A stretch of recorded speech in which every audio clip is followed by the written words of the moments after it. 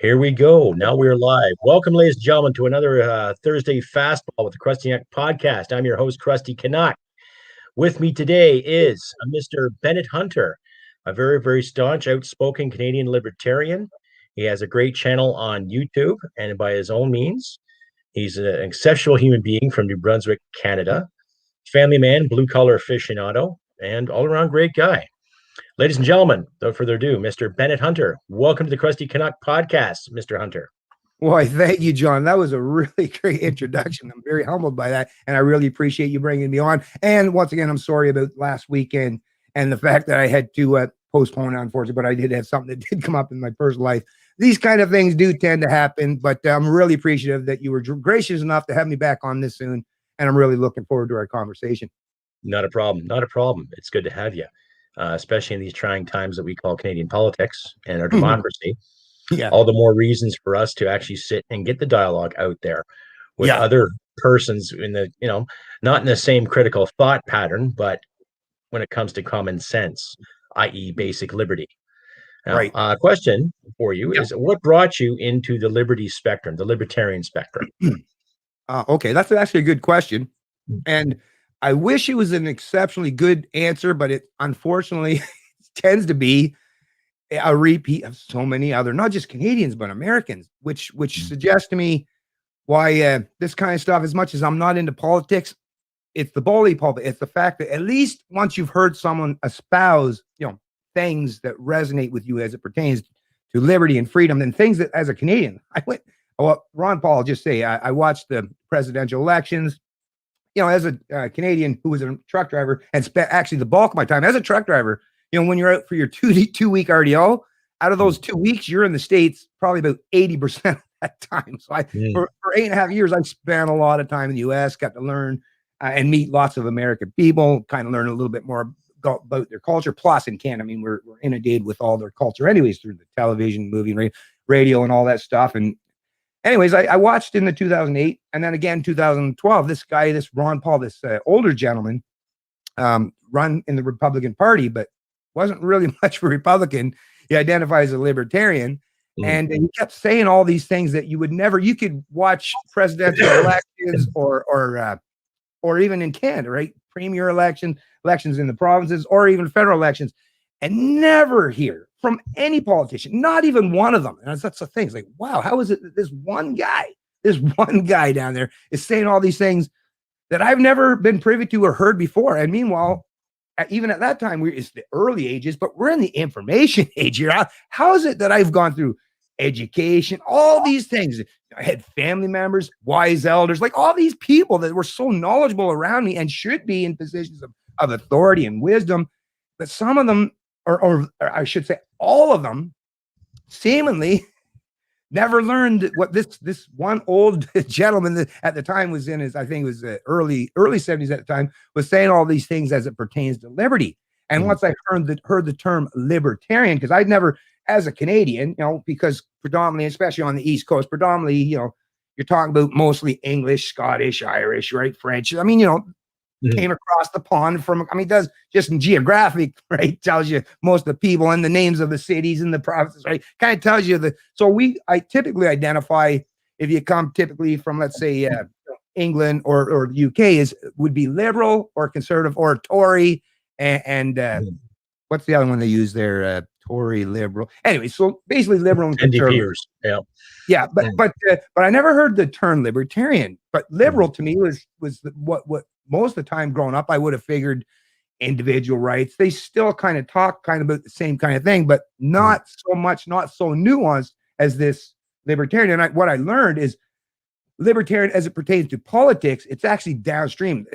Even Ron Paul will tell you, if you ask him, politics is actually it's downstream of culture. And actually, the reason why he ran under the Republican Party in both times that he ran for president is because back in the in the late 1980s, he did run under the Libertarian Party in the U.S., but you don't get access to the bully pulpit because the system is set up, right? So it's the left versus right. So it's the Democrats versus the Republicans, right? It's Canadians versus lefts. No, but you know what I mean? So it's the left versus right, the whole divide. Yeah. And And once again, but this guy he used the fact that he could have the bully pulpit because the media pays attention to presidential candidates. So he ran as a Republican. And once again, people like myself, and I don't know, millions, I don't know how many people in total, but at least hundreds of thousands of people in both countries became very awakened and aware of things that, like I say, we were never privy to in all of our history. And like I say, once you learn these things, I imagine myself even at the time, and you got to be careful of that because it can fuck with your ego too. But I remember even at the time, it's like, geez, I almost felt like it's almost like being Galileo in the days when everyone said that the earth was the center of the universe. You're learning things that nobody around you even seems to grasp or understand. It makes you feel like, wow, like almost enlightened stuff. But then you got to really sit back. You got to kind of sit down, digest. And fortunately now I've had, 10 years of all this, and I've tested it. I've listened. And what I do is, because I come from a history of, I love building engines. I love performance related stuff and all that stuff. So to me, it's step back and let's look at the big picture. So I kept testing, conservatism, liberalism, every kind of ideology or premise I've ever heard of. And I just went on went down that rabbit hole to look, and everywhere I looked, there's nobody or nothing that could destroy or negate the premises and the principles espoused, the three fundamental principles that libertarians have entrenched. And why that is because it's not a political endeavor. And it's not a political party, even though there are political parties that espouse libertarian principles. But libertarians it's about the philosophy of liberty. So you're stepping back from politics and you're talking about, metaphysics, epistemology, and ethics. You got to bring all these to the table. And the three core principles of libertarianism, to me, it's like, well, if we're going to have anything that's going to be universal, like if I was raising my kids and I couldn't convince them to turn or pivot towards Christianity, which it's not cool these days to pivot towards Christianity. I still consider myself a Christian and stuff.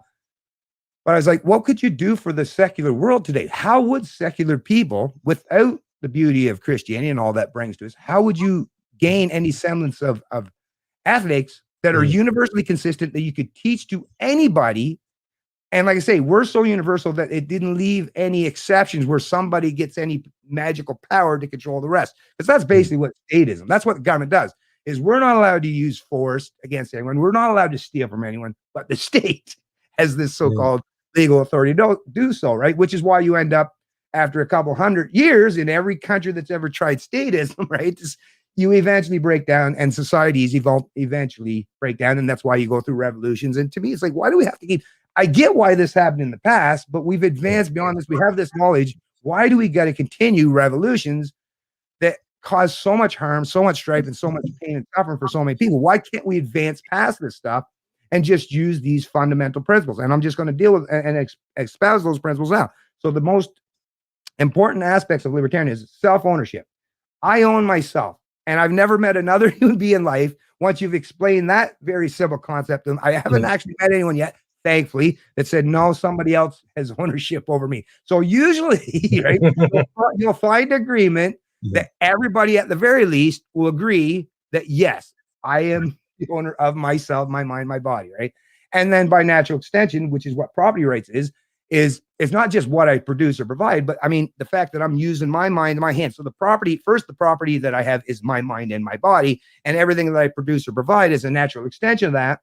And it's done voluntarily. Well, that is mine as well. Nobody gets to claim ownership over something that I produced or provided or created, right? So those things are real simple. And like I say, most people, even small children, understand these concepts. So, and it's in the secular realm without having to get into the big meta stories or narratives in terms of Christianity, which I still have a affinity for and really do appreciate. But then there was that third part, right, which completely ties in with Christianity as far as I'm concerned, which is the non-aggression principle. Don't hit, don't steal. Isn't that what we were all taught as kids? That's the whole thing. And whether I went to Sunday school, right, whether I went to Sunday school or church or most people in the community, that was an accepted norm. And it was, most people had a genuine sense of respect for each other when you had that as the emphasis in how we deal with each other. Don't hit, don't steal, right? Each other, we're all unique individuals. Treat each other as unique individuals and don't impose yourself on them. And like, to me, that was the area where it's like, oh, okay, now I get it. And once you extrapolate, that's the thing. Once you have the formula, just like for me, once I know the formula of how to build an engine, that's the thing. It's not just 3 principles on paper or parchment or something that you can have in your head. It actually can guide you through your entire life, right? And these are things that you can test every day. You don't have to reference a Bible.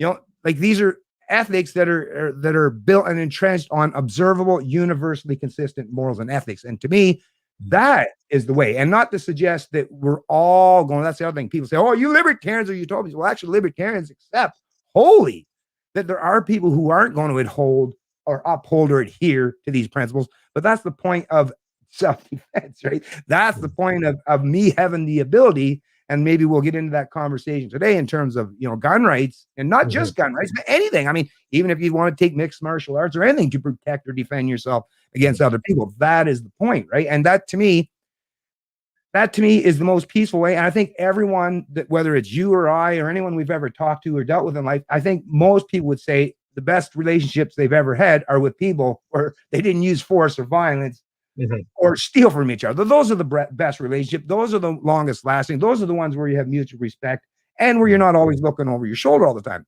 Today, under the type of statism that we currently exist, it's once again, it's that left versus right. And what we're seeing today is it's turned so inwards, and the fighting is so to the point where it's a zero-sum game.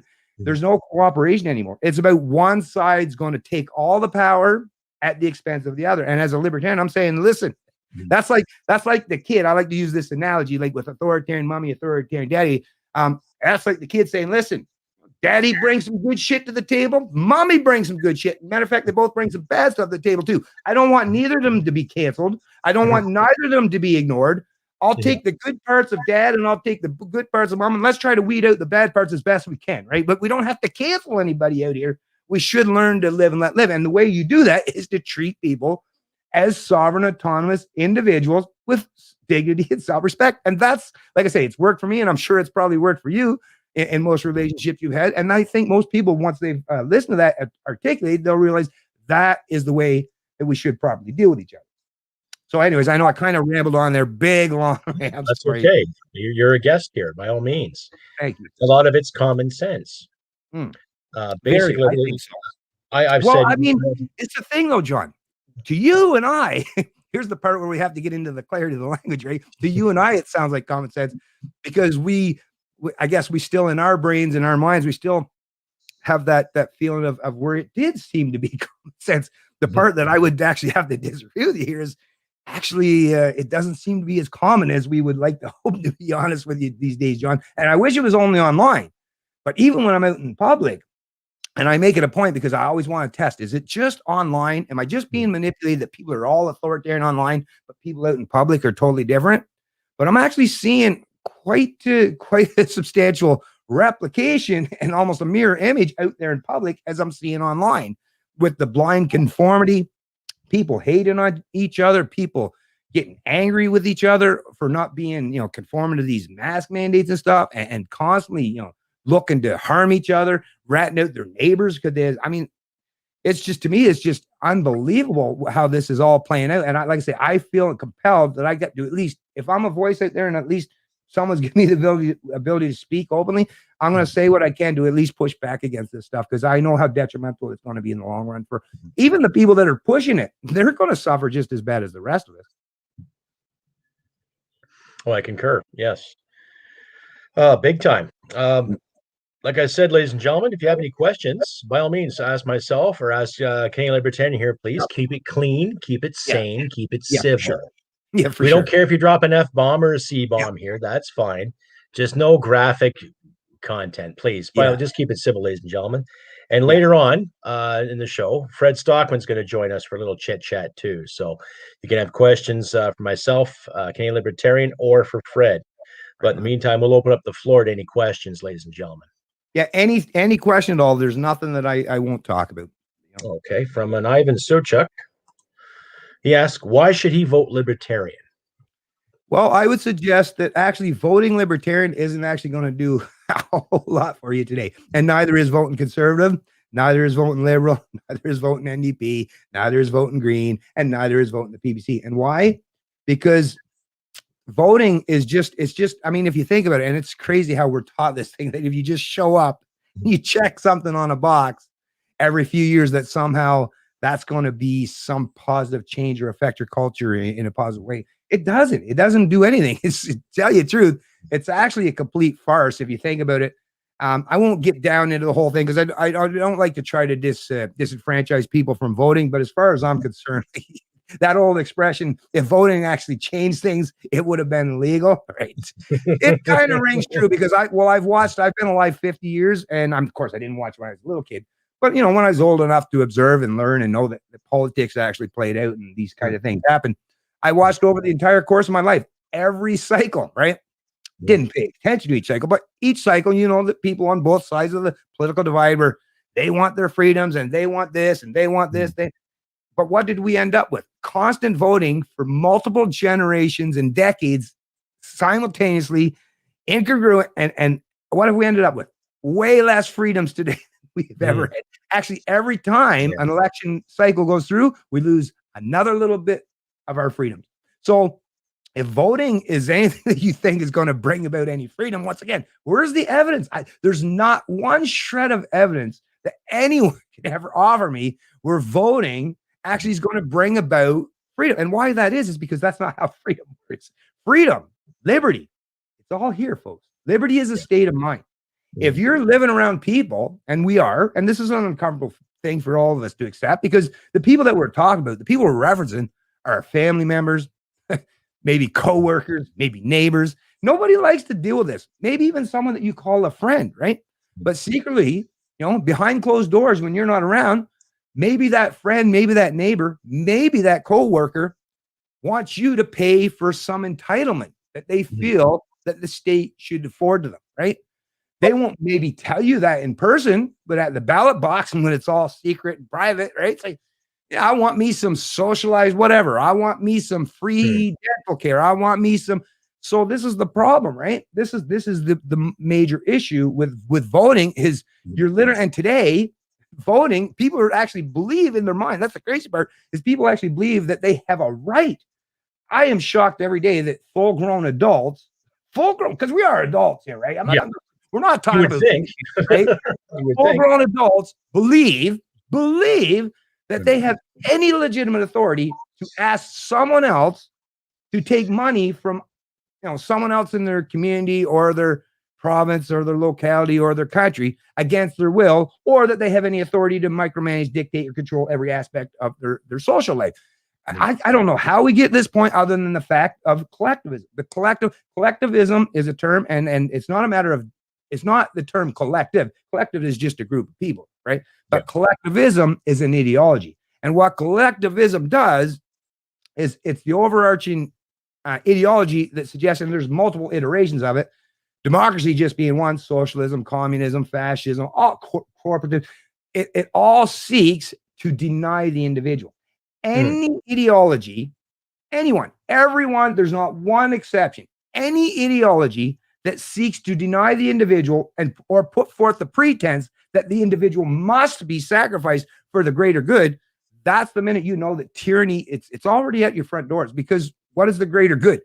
Well, it's whatever the person that's saying what the greater is. It's what they define in their mind as the greater good. Because I would define the greater good as not using force against. I mean, if you're using force, violence, and theft towards people, that's not a kind of, I don't consider that the greater good, to be honest with you. So I don't want to be part of the collective, or I don't want to sacrifice myself for people who want to steal or dictate and control every aspect of my social and economic life. I'm sorry if I don't want to be a conformist to the kind of people who do not respect my individuality or my freedoms. That's really what it comes down when it comes to voting at the end of the day is culture. We got to change the culture of this country. And until because until you change the mindset of all those people among us, right? That 38% of the population or 39 that voted for Trudeau, right? And maybe who knows now, because there's not much in terms of offer. That's the thing. The conservatives don't. We don't even have a conservative party in this country. It's liberal, right? So what do they have? What do people have on offer? They have basically nothing. So, matter of fact, Trudeau, he's probably feeling comfortable right now that if he called an election, and the reason why the Conservatives and NDippers, nobody's fighting for us, because they probably think that actually he might even garner more support. So what this tells you, there's plenty of Canadians among us, plenty of them, right? They might not maybe necessarily be your neighbor, but they're in your jurisdiction, and by natural extension of democracy, they have the power and the so-called authority, although it's not legitimate, but because other people believe in the legitimacy of the state, they're given the ability to completely overrule and override your sovereignty, your autonomy, and your ability to live freely, and they can economically and socially enslave you as long as they get a large enough percentage. And it's not even the 50 plus 1% in Canada. It's a plurality. Like I say, 38% of the people, and that, let me extrapolate to that even more, that 38% is only out of at the time was 24 or 26 million Canadians that voted, but there were still 10 or 11 million who didn't. So actually, if you take that and break it down, probably it's only about 21, 22%. So we live in a country, and this is what's happening. It's not just Canada. We're no exception. But democracy has created this atmosphere. We're now, it's gone on long enough. And once people realize that you can vote to steal and take other people's stuff and control them, well, now we're in the place where about 20% of the population has control over the rest of the 80%.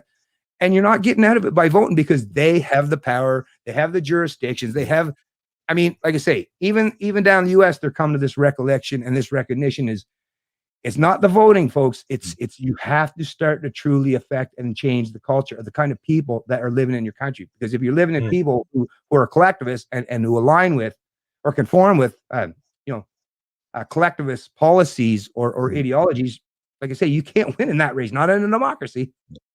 I got another question here for you from Wickeder Than Now. Does non-aggression principle mean staying out of conflicts abroad? What happens if our allies are attacked? I can answer that too, but you go ahead there, Bennett. Okay. Yeah. So the non-aggression principle is to not use preemptive force or violence. Now, obviously, right? Anyone, just like me, if I saw someone being gravely harmed by someone, and they weren't fighting back, they were being bullied or picked on. I mean, it's up to any individual or any group if you want to come to the aid of others, But when you're talking about the state now, there's too much when you're talking about the state in terms of foreign conflicts. Matter of fact, Ron Paul is actually one of the ones that actually helped turn me on to understand this stuff, because even for people who do have a military mindset or come from a military background, you got to understand the whole point of that word was right on the tip of my tongue, and I was just moral hazards, or no, there's another, no, not moral hazard. There was another. Anyways, let me just get to the point where constantly having these foreign conflicts, the founding fathers of the U.S. basically understood that if you don't get into entangling in alliances or foreign conflicts, and you just use trade, just like if you were as a person, just think of yourself as a person, right? Is if you don't get yourself into entangling alliances and you just trade voluntarily with people, you have less chance that people are going to want to attack or harm you. But if that ever does come to you, of course, that's the point of the militia. And that was the point when the U.S. set it up. Not a standing army, because a standing army will actually can turn inwards and become oppressive as well. But to have militias and people who have the fortitude and the ability and the competence to defend themselves against any foreign threat. And I mean, they did. I mean, if you haven't watched, I think it's actually on, was it on Netflix right now? The Patriot, Mel Gibson, right? The whole, right? Remember the whole Patriot thing, right? So I mean, that's the thing. The militias, ragtag bunch of militias, sent King George and with the help of some French, mind you, but sent King George and his boys, right, a packing, right? So it shows what you really need at the end of the day is people who are willing to stand in defiance of authoritarianism, totalitarianism, and in defense of those who are seeking to be free, right? But when you're talking about governments, then you're talking about they're all seeking. Governments all seek to use force. So just because another government in some foreign country is using force on other people, right? Well, so is our own country. And is it actually a benefit? That's the other thing. Was it a benefit to go into Iraq? I would suggest, and a lot of people would suggest that maybe not. Matter of fact, maybe if Saddam had been around, right, I don't think it was too. I think it was, and not to disenfranchise my my American friends that I've talked to about combat and what have you. But in the same sense, when you look at the broad term of it now and the amount of people that were killed in that conflict on both sides, what was the benefit from it? Okay, you got Saddam, you got rid of a little tyrant. Okay, great. A little tyrant. He was no Hitler, he was no Stalin, he was no Pol Pot. Okay. He had his issues. Yeah, he killed a lot of his own people.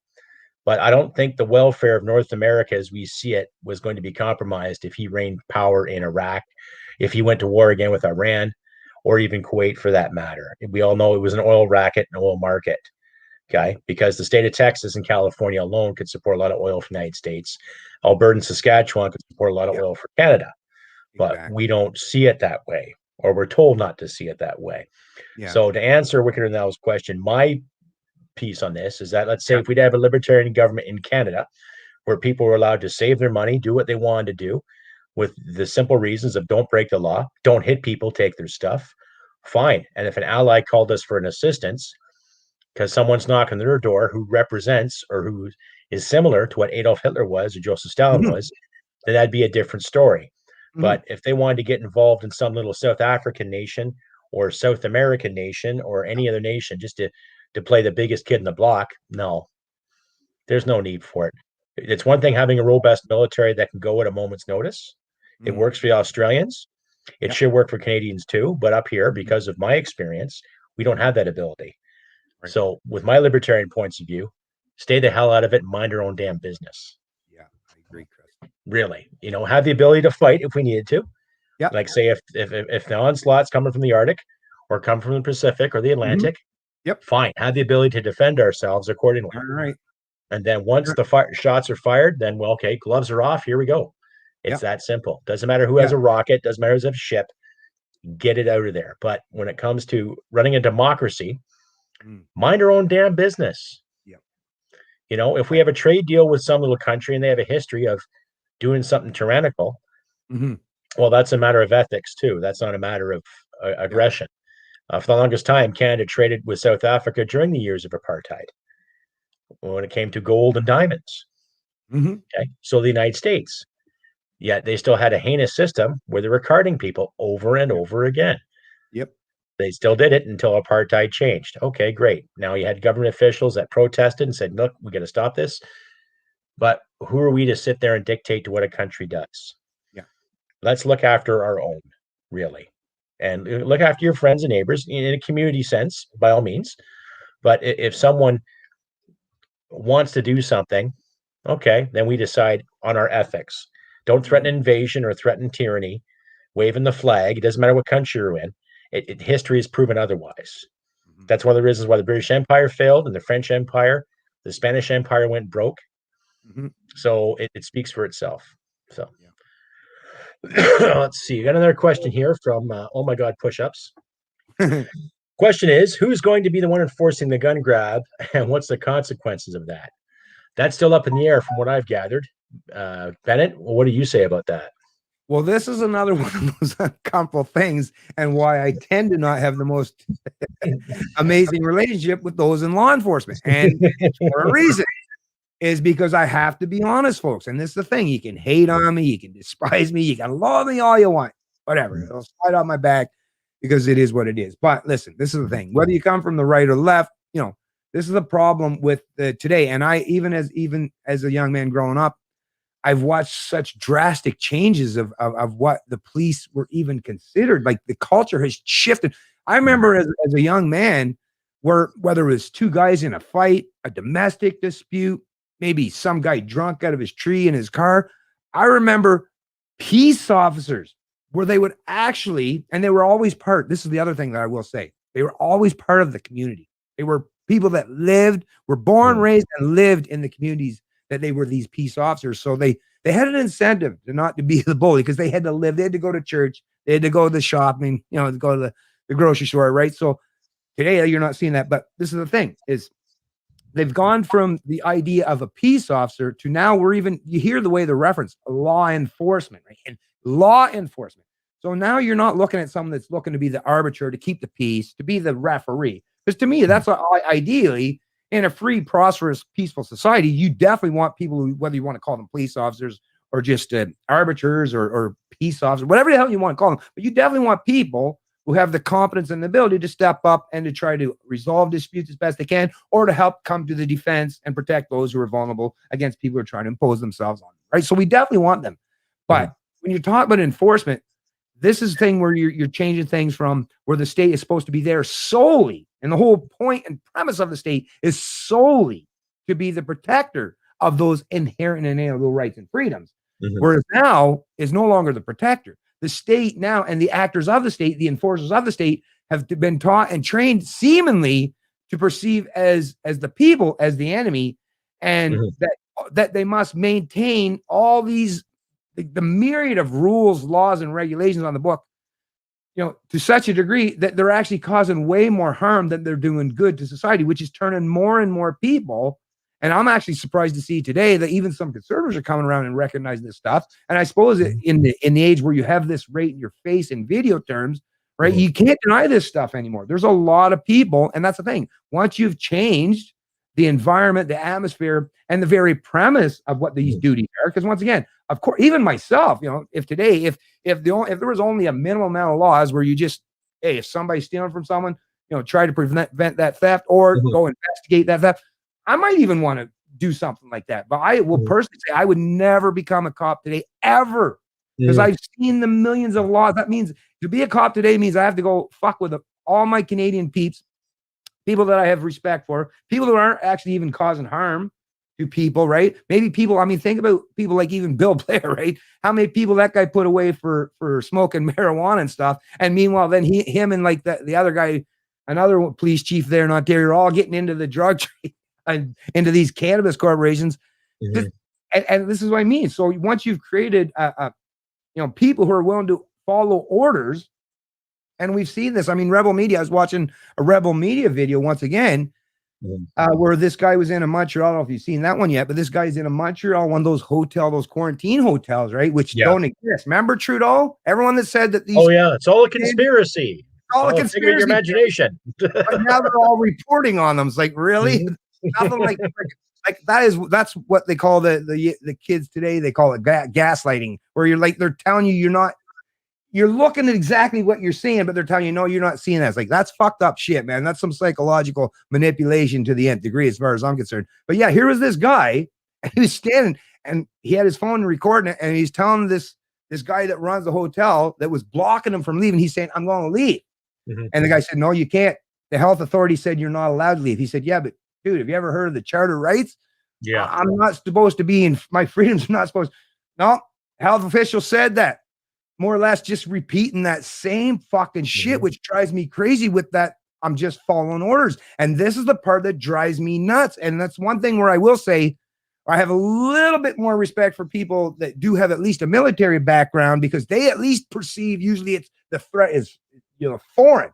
The police of today are perceiving as the threat is domestic. It's the citizens. They're perceiving as like, wait a minute. Like I say, once you've trained an entire, gang or collective of people who now perceive as just they have to follow orders, right?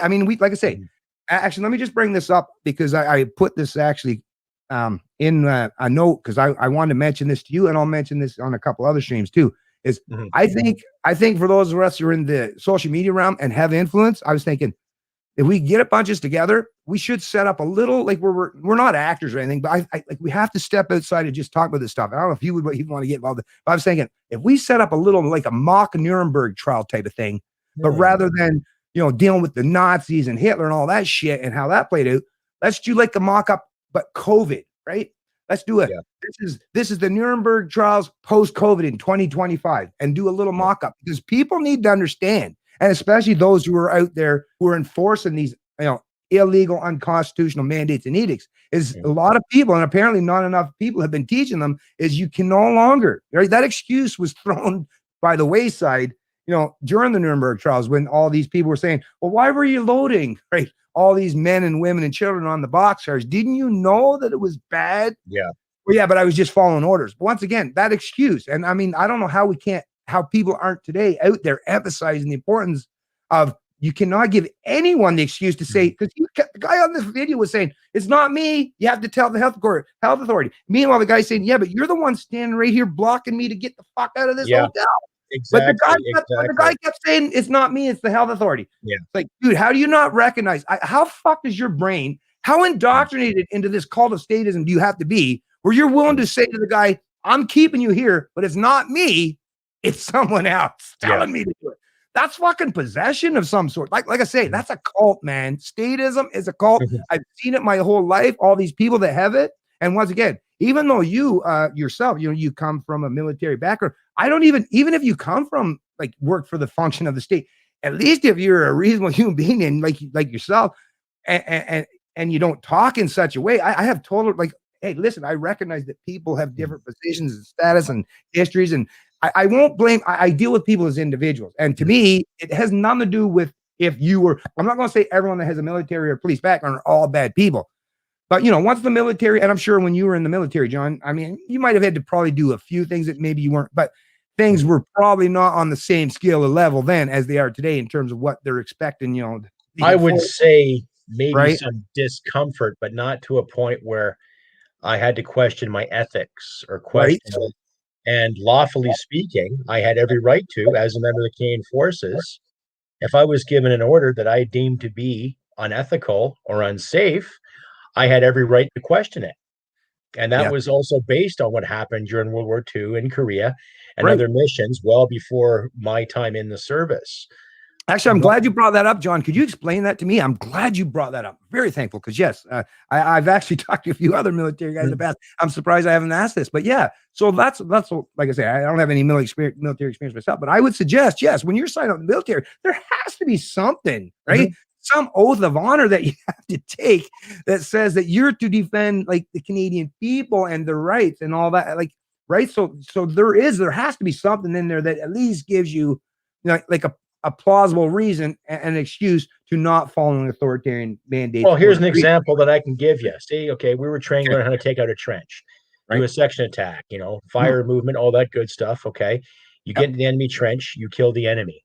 Right. And then you consolidate there after the battle, after the firefight. Now, if I had a lieutenant or a senior sergeant or a senior warrant officer telling me, okay, you killed him, I want you to cut off his head too. Why? He's dead. Really. Why take his ears? Why? Like, that's just being barbaric. Okay. We could question things like that too.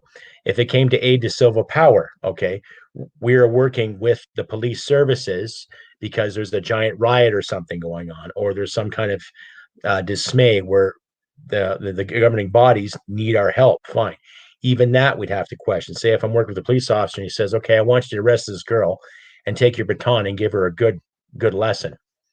How is that ethical? Right? She's already detained. He was detained, whatever. They're not causing any harm. Put him in the rear. Let the paddy wagon take him if in case of that. They would go through that with us that very stringently, like a fine-tooth comb, what we can do and not do, because not only are we helping the authorities out in a time of crisis, we are still ambassadors to our brand. So we still have to maintain that certain professional courtesy and respect for our fellow citizens. Oh my God, push-ups. Who would be enforcing the gun grab and what's the consequence of that? It depends because they want to pass it to municipalities, but then the municipalities are going, well, we have gun clubs in this area that are good. We have people that are good. In my area, I would highly doubt that the mayor is going to sit there and say, okay, we're going to ban handguns too. Because the majority of people that I know in this town are gun collectors and hunters and sport shooters, aficionados. So if they're going to sit there and do that, they're going to think twice the next election when it comes to the municipal elections here. Who are they going to put in? If I don't do so well as a member of the VCP party, I'm definitely going to throw my hat in municipal elections too, right? Because I'm willing to take that responsibility and have that power and ensure that people are safe by their own means.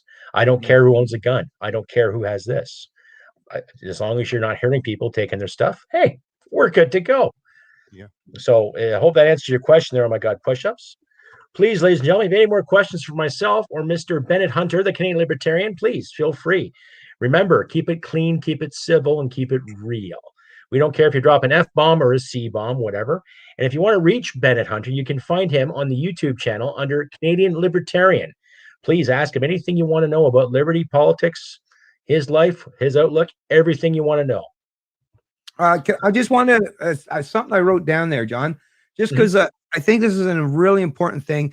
And it's just, and when I say these things, once again, it's never to, even if I decry some of the things in Christianity when I was a young man, some of the things that didn't make sense. It's never, like I say, I'm not the kind of person that's advocating let's tear down the system or I'm just saying, to me, what I've always done and what I do for people is clarity of thought, clarity of language, gives me clarity of mind and gives me a way to think. So to me, I want to be as honest and forthright with people, because at least if they have the right knowledge, right, then they have the basis to start forming proper opinions rather than basing their perspectives on ideologies or whether they align with one side of the political spectrum or the other. So I just, like I said, I just wrote this down because to me, this is the most important thing. I think that people, if you want to change the culture, folks, this is really how it's done.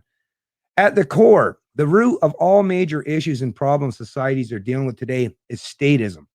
The belief in authority is what causes people to stop thinking for themselves or holding any genuine principles to guide their decisions. And once enough people have legitimized that authority, it becomes the new dominant method of control and dictating human action, both socially and economically. And you got to remember, folks, the state is force. Now, what I also put in this as a follow-up is Christianity and the free market and free market capitalism gave us the ability to deal with each other peacefully and voluntarily while respecting each other as unique individuals who are all God's children. The belief in statism has supplanted that, and now force and division are the go-to methods used by far too many people. So that's the thing about Christianity. And once again, where I bring all this stuff together was I think back because I was raised in a religious family, and once again, I'm not a mystic. I don't believe in some of the the crazy stuff like the 40 days, 40 nights. I get that these are grand narratives and metaphorically speaking, meta stories. That's what they're for, but they're meant to teach us really, really valuable lessons. And I hold these things dear. And the one thing I've always understood is we, as humans, of course, we need authority. We have to have something to guide us in how we deal with each other, socially, economically. And like I say, geniuses in the past, and many people have died fighting for these ideas, right? But that was the thing, go back 800 years from Magna Carta under the British monarchy, all the way up to modern day today, in advanced Western societies and capitalism under the US and the Constitution and all that.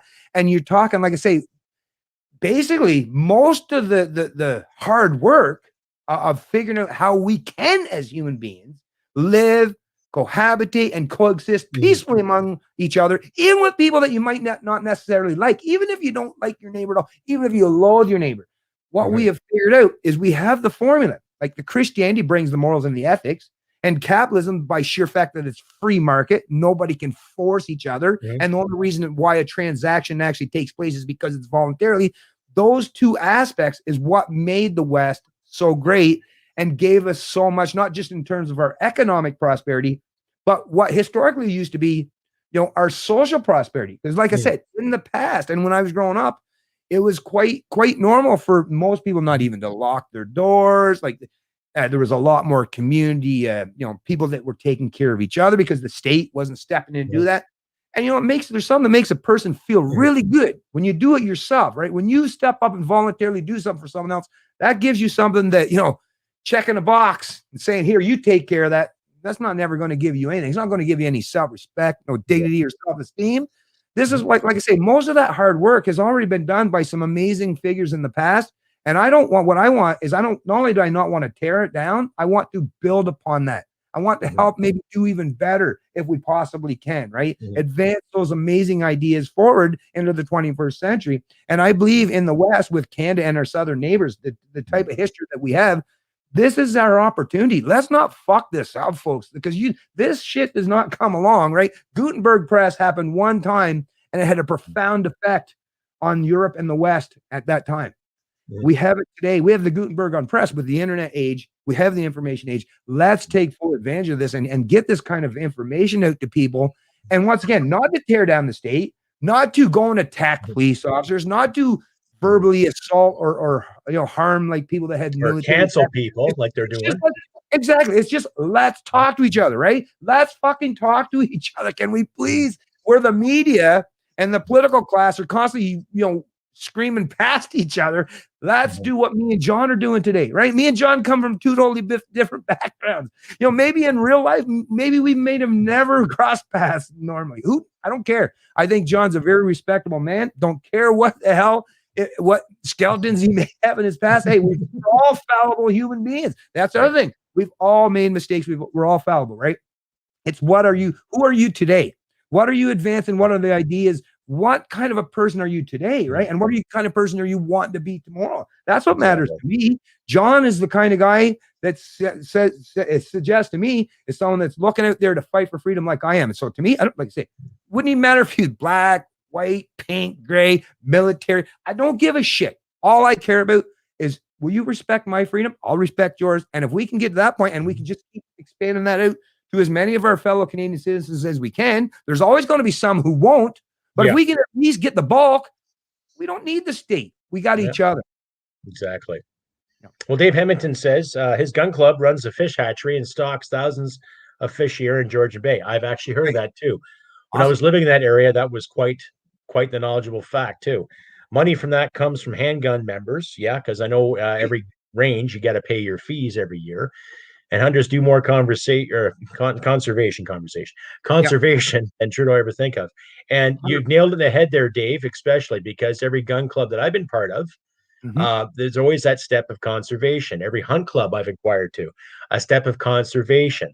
Because yes, it's not the fact of having targets to shoot every fall or every moose season or deer season or bear season.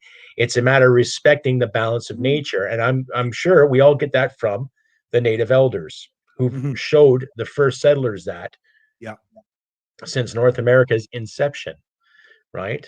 And everything when it comes to conservation in this country is, as far as I'm concerned, is everyone's responsibility. We can learn from each other when it comes to that, when it comes to water tables and fish tables. Okay. Right now, the Liberal government is still standing fast by how they can drop raw sewage into the St. Lawrence, into Victoria Harbor, and parts of the Great Lakes. And yet they don't want oil to come and contaminate things, which to me is a total joke. How are you going to be conserving the environment if you're dumping poop into a St. Lawrence Seaway? That's more permanent than an oil spill. An oil spill you can pick up. It might take a month. Look what happened to the Exxon Valdez off Alaska. Yes, some animals were killed, but they cleaned that up in a record time. Think of the technology they have now when it comes to any kind of oil spill or any kind of catastrophe. Raw sewage is a biohazard, and that's permanent. So good point there, Dave. Thanks for bringing it to attention. Can I just say something real quick there, John? I just got to say, because, especially when you're talking about gun owners and hunters, someone from New Brunswick, rural New Brunswick, been around them, large percentage of my life. And I got to tell you, these are, for the most part, there's always outliers and exceptions. But for the most part, hunters and people that actually go out and hunt for themselves, and they are the most respectable to You want to talk about, that's the thing. You want to talk about people who are respectable to nature. That, oh God, wow. Yes, I know a couple of trappers. Some of these liberals up there in Toronto, just go out, just take them out there sometime, and they'd be like, damn, now you want to talk about environmentalists and people who care about nature, right? You're talking about a hunter. I mean, these are people that put a lot of work and effort into not just disturbing the state of nature, but making sure that when they do, like they want to kill that moose or that deer in the most painless and humane way humanly possible. They're not going to waste any of that food is going to be very plentiful, and it's going to take care of their entire family and maybe other people in the community, because that's what I see a lot of times too. And especially in these small rural communities, where not everyone gets their hunting license.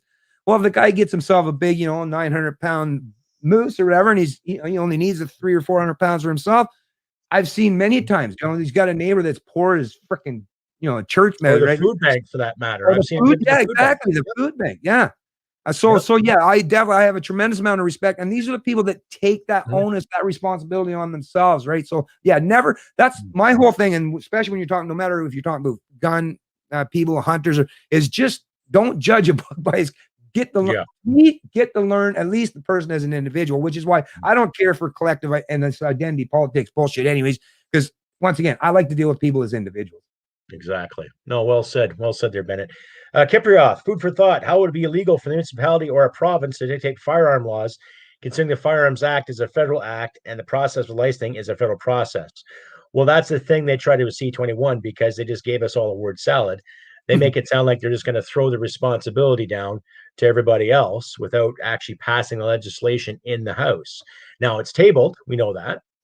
And the parliamentary process, we all know how it works. They have to table something. The senator's got to look at it. this party's got to look at it. We all know how Le Bloc wants to say, yes, do it, whatever. And the NDP are the same way. They're creaming their jeans about guns. But luckily enough, there is still a conservative opposition that's dead against it, i.e. Shannon Stubbs, Pierre Poilievre, even Mr. O'Toole himself has said some wonderful things. I hope that answers your question there, Kip. To make a long story short, I don't see the municipalities really getting a hard-on for it other than Toronto or Montreal. But rural areas like, say, New Brunswick, Alberta, BC, where there's a lot of gun activity, i.e. hunters, sport shooters, collectors, and aficionados all together, But joining us shortly, Fred Stockman, he's on standby right now. So if you want to add something to this there, Bennett, to Kipriof's statement, and thank you very much, Kipriof, for the $10 donation. Thank you very much. Much appreciated. And if you feel like donating, by all means, please donate. You can reach me through crustycanuck.ca. Donate to my links there, or you can join the sticker page, become a member of the YouTube page. Just click on join. You can choose from any tiers there. Later on, I'll have some incentives for some of my subscribers, and I'm still working on a hockey jersey too. So pay attention to my community page and Facebook for that too. So let's see here. So right now joining us is Fred Stockman, ladies and gentlemen. Hey, how's it going? Hey, Fred, good to see you. Good to see you too. Nice to meet you, Fred. Hey, nice to meet you too. Congratulations, by the way, on running for office. It's pretty cool. Office? Me? Myself or for Bennett? Oh, are you running for office or no? Oh, I will be, yeah, once we get the call. John, okay, sorry. If they call a federal election up here, I'm putting my hat in under the VCP banner. So. Oh, okay, sorry, I wasn't aware of that. I thought he was talking. Yeah. I have no idea what's going on in Canada right now. See, that's the thing. A lot of Americans they think they know, they don't know. And not to insult my American listeners and friends out there, but But anyway, please, Fred, introduce yourself again. You were on my show last week to fill in for Mr. Bennett there because we had a change around in schedule. So please just reintroduce yourself again, Fred, to the audience here. Yeah, I'm a YouTuber. I'd say populist, Western civilizationist at heart, all that sort of thing. Yeah, so West is the best. Get here, we'll do the rest. So. Well said. Well said. Yeah, we're just discussing the whole basic liberty and basic gun laws. I was watching the gun grab thing. Oh, what a shit show! Right now. Let me just ask you a question there, Fred. Have you? Sounds like, are you from Australia? Family's from New Zealand. New Zealand. Okay. In New Zealand, or even down, even if you know anyone from down under, does anyone ever talk about the philosophy of liberty or libertarian? Do they ever use that terminology down? There is a Libertarian party in Australia. Oh, there is. Or I think I don't know if it's official yet, but I know there's like remnants of it. But there is like a couple there's a party called A1 that's pretty cool. Right. I like them. Yeah, they're kind of like really liberty minded. Ricardo Bossi, the guy that runs it, is a former SAS. He loves Australia. That's a cool party. You should look them up. They're interesting. They have some good ideas.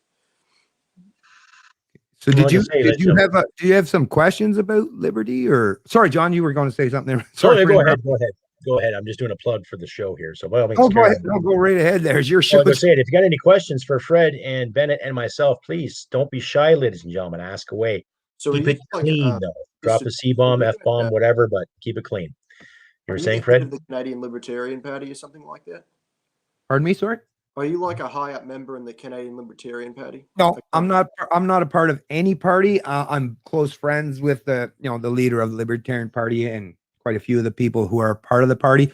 Actually, if you were even to talk to Tim Owen, he's the leader of the Libertarian Party of Canada, he would probably be telling you'd be probably a little shocked to learn that he'd be telling you that politics is downstream of culture. Don't worry about it. Well, what it is obviously politics. That's the thing. We live in a democracy, so is politics obviously going to have a role? Yes, but when the bulk or the majority of the citizens in your country don't respect your sovereignty and liberty, a Libertarian Party, it's like kind of useless at this point. It's good to have, right? It's good to have it have it there just in case, right? In case of people actually caring about liberty, break glass, right? But at this point, most people who are either part and parcel of the Libertarian Party, or even people like myself. Now, I do definitely support the party, and in terms of if election was called, I would definitely be voting for the party. But once again, we all kind of recognize that its culture is what we got to shift here, because just checking that box once in a while, it's not going to do anything for us in terms of bringing about freedom and liberty. We have to really affect and change the culture, and the people who have been in these positions who are supposed to be doing this job obviously have been falling asleep at the wheel, apparently, because nobody seems to adhere, understand, or even know what the hell freedom even means these days.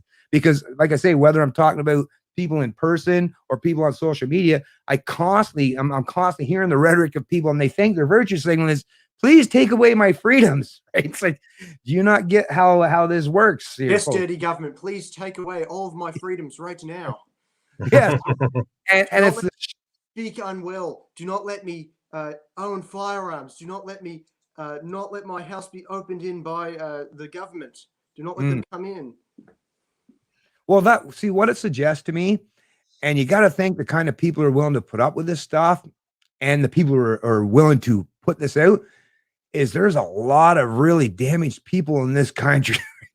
And not just this country, but I'm sure all of our countries. Across the Western world, mate. Yes, it's across the Western world. And why it is the Western world, it's no coincidence, right? There is no coincidence, the fact that, the minute people have turned and pivoted away from God as being our authority and universal ethics and morality, the minute you pivot away from that and you place your faith in the state or human beings, right? Because once again, we're all human beings and we can all be good people, but we also have the ability and are susceptible to doing some really fucking bad things too, right? So the minute you turned and pivoted and have granted other human beings this kind of authority over people, well, it is literally, it's just a matter of time. Very few times, there's never actually no time in history, and usually it's 150 to 200 years, do you ever get to the point where you place this kind of authority in the hands of other human beings where it doesn't ultimately break down in complete strife and civil conflict? That, of course, right? Just like what I like to do is, because people don't like to think in grand narratives. So I say, break that down to your fucking family. If your mother and father raised you and everything that they did is might makes right and force was their means to an end, what kind of kid, what kind of family do you think you're going to end up with? You might end up with one that's just a basket case that's so abused that they don't even know how to navigate or function in life. But you also might have someone who realize that, well, I got to replicate that. If I'm going to gain advantage in this zero-sum game, well, I have to use force, because if I'm not doing it, well, they're going to be doing it to me. So I better do it first, right? And that's once you start down that road where force is your means to an end, which is what government is. Government is force, right? The people in government are given these so-called authorities that none of us have. And I have explained this a multitude of times. And for anyone that's watching the stream, let me just explain this to you in real simple terms, that it's not me trying to trick you. I would just ask you, and I use these questions to anyone that tries to question the legitimacy of the state. I would say, I'm a human being, do I have any authority to dictate and control any aspect of your social life? Well, no, I have no authority to do. Do I have any authority to take any portion of your income or your wealth against your will without your express or implied permission? Of course not. And everyone I've ever met would all say, no, Bennett, you have no authority. You have no right to do that. Bar none. Everyone has all said that. But somehow they believe that if I check a box, I can somehow delegate an authority that I don't have to another human being by magic, right? This is the part that drives me nuts, is we live in the 21st century where we got Elon getting ready to send a spaceship to Mars here soon, and we still have an entire population mostly comprised of people in all of our countries that believe that people have the authority to dictate and control and steal from other people. When you live in that kind of a society or that kind of setup, of course, you're going to degrade into what we currently function in today, which is why, to me, and I keep pointing this out, it's not about picking up the guns. It's not about revolution. It's about getting people's minds up to speed so they at least have a grasp or an understanding of what it is to be free. Because if a person doesn't know what it is to be a free human being, they're not going to know how it is to fight for it or what it is to defend it. Right? Now my question I have for you is, because I have kind of like walked away from like libertarianism because I think it's too cowardly. Do you really think that libertarianism? Cowardly? Yeah, because Really? libertarians in America don't do anything. They just kind of like they go up in like Congress, right? Like Rand Paul or whatever. And I think he's got some good ideas, but they never fight for you. They just all they do is they're just a thorn in your ass, really. Oh, that's not cowardly. Well, I will say, but you're absolutely right. Yes, libertarians Don't fight. 100%. No, but I will. No, but I'm going to deal with what you're saying 100%. But I will admit, like for me, I'm definitely not a coward. Never been a coward in my life. Fuck anyone that's ever fucked me, and you'll find it. But what it is yeah, I don't look to cause harm to someone until they're trying to cause harm to me. But I'm also smart enough to realize that if I walked it, like now, if there's one guy and he's fucking with me, or even two and they're not too big, maybe.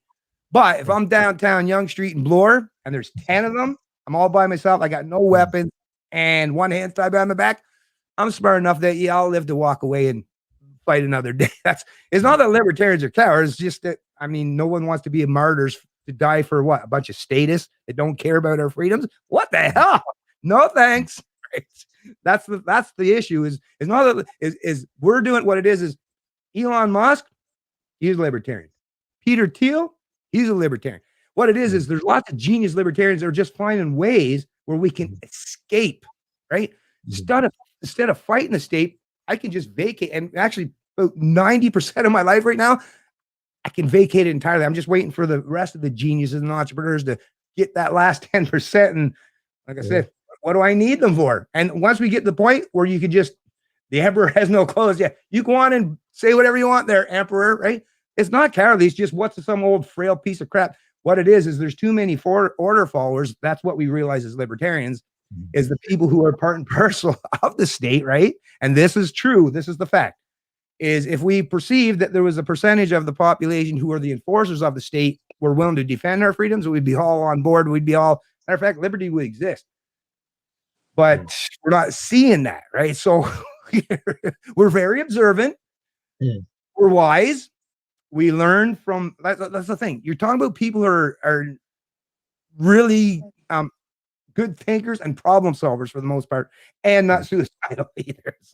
So I would say, no, I'm not saying that actually libertarians, because we're all individuals. So some libertarians are probably cowardly.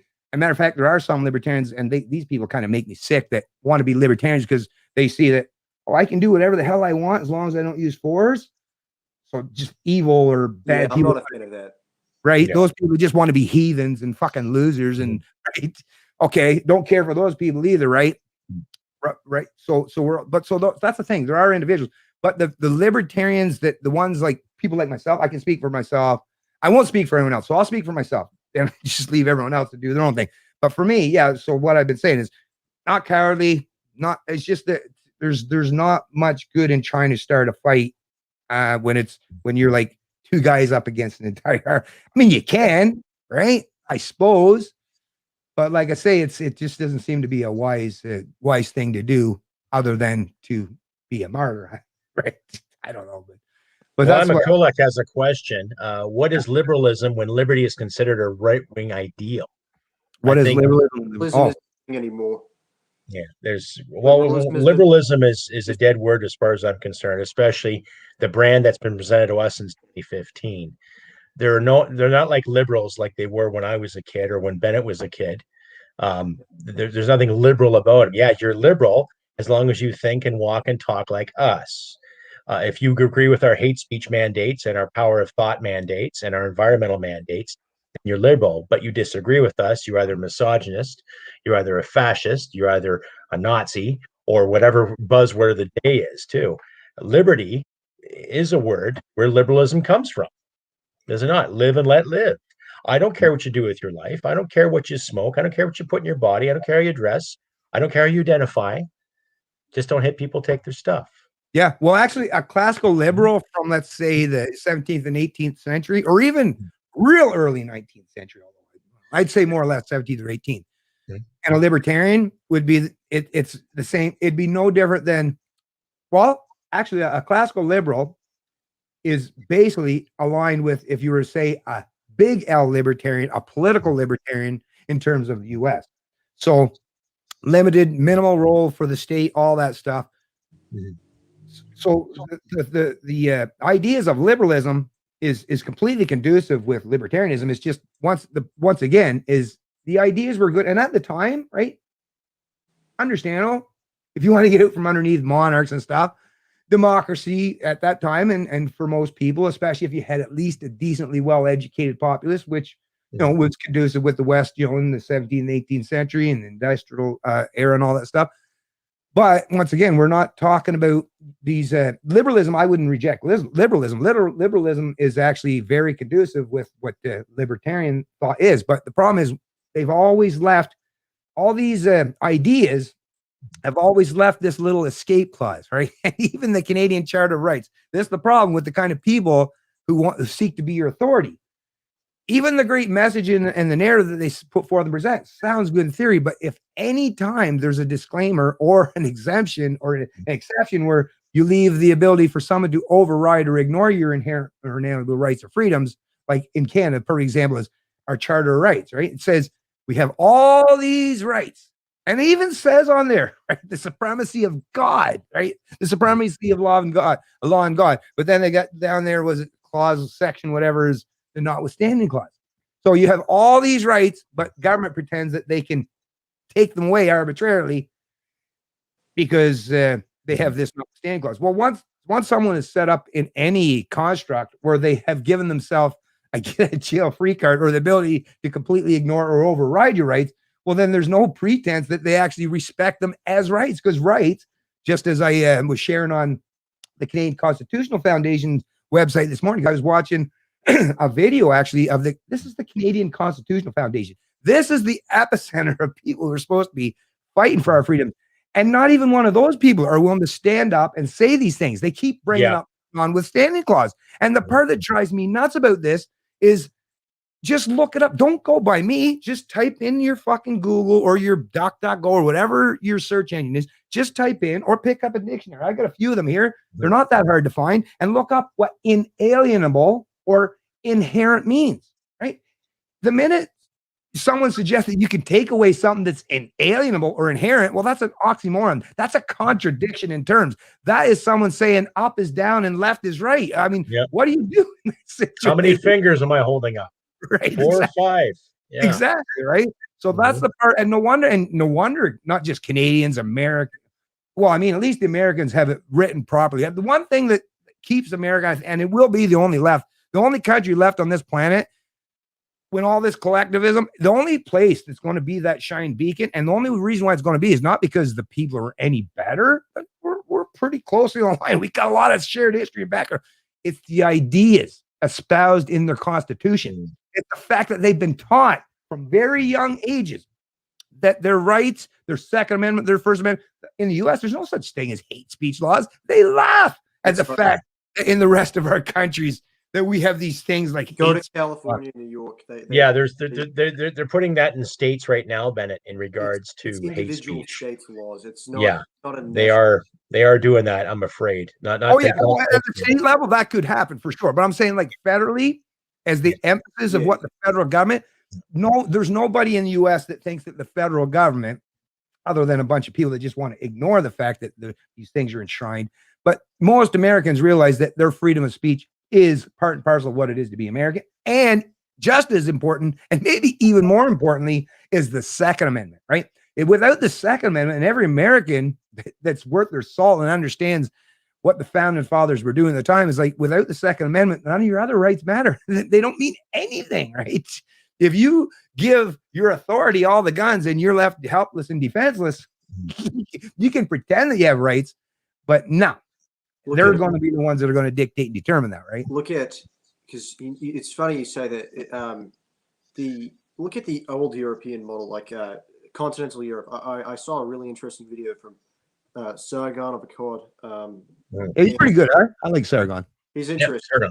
And Daisy Cousins, and they were talking about like if it was the darkest timeline thing. It was a really interesting video she did, but they had like a follow-up to it and they were having a chat about it. And he basically made a really interesting point about like how continental Europe has had a lot of dictators over the years. You know, you've had your Hitlers, you had your Mussolinis, and your Napoleons, you've had your various monarchs across Europe, all that stuff. You notice the very big difference between the Commonwealth nations and America versus continental Europe. What is that difference? It's weaponry. The civilians own weapons. The British serfs had guns. They had swords. They had knives. They were armed. French peasants and serfs didn't have those things. They got their rights trampled on. The British ones didn't, and they actually made a Magna Carta that influenced all the rest of the world, all the Commonwealth nations, to have their own constitutions and have rights given to you by God. That is what happened.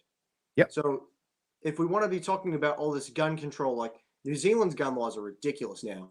Like what happened was, obviously you guys know about the shooting that happened, but oh yeah, that was terrible because we knew where it was. We all knew before the shit that Dean or whatever the hell her name. We all knew where that was going. Dean is she worked for Bill Gates, right? So I'm not saying she's definitely a sketchy person, but she's got some questionable past. Also, she's got some other stuff I probably can't talk about on YouTube, but I'll just leave it at that. Right. The main thing on that is, what's interesting is, I have some mates in New Zealand, across the Rubicon. Go check out his channel. He was talking to me recently about what happened with that buyback. You guys know that they stopped enforcing that, right? Down in New Zealand? Yeah. Yeah, Oh, they I heard about that. Yeah. Right. They're not. It just shows you how much of a failure that was. But not to mention that woman is such a dictator. Like within a month, she basically had a buyback scheme planned right away.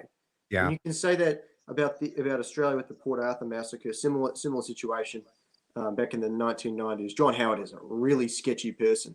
I'd say he's up there with the Clintons and the Bushes.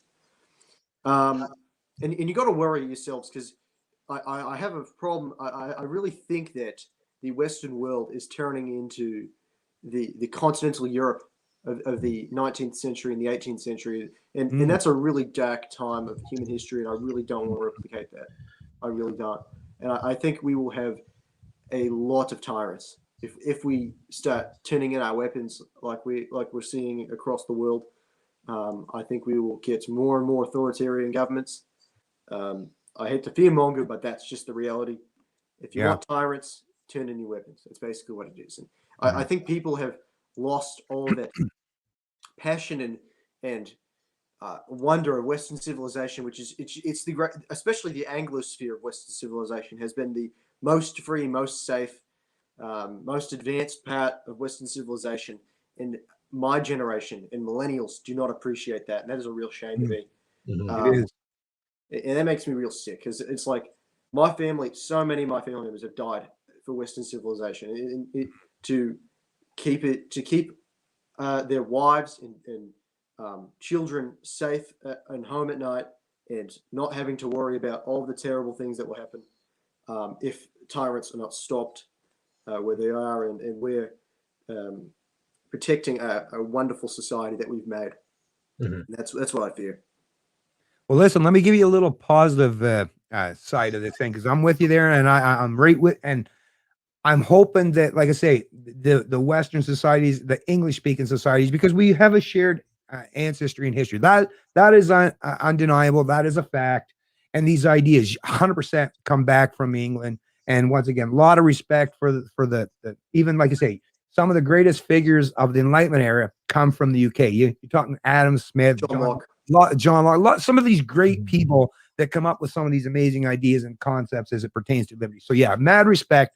But one thing I will say is just a little bit of a positive there, because I know this stuff is negative, and especially when we're talking about the gun thing, and it does drive me nuts too. Because once any society and once any population has allowed the state to disarm them, I mean, you're just a bunch of fucking impotent, helpless, right?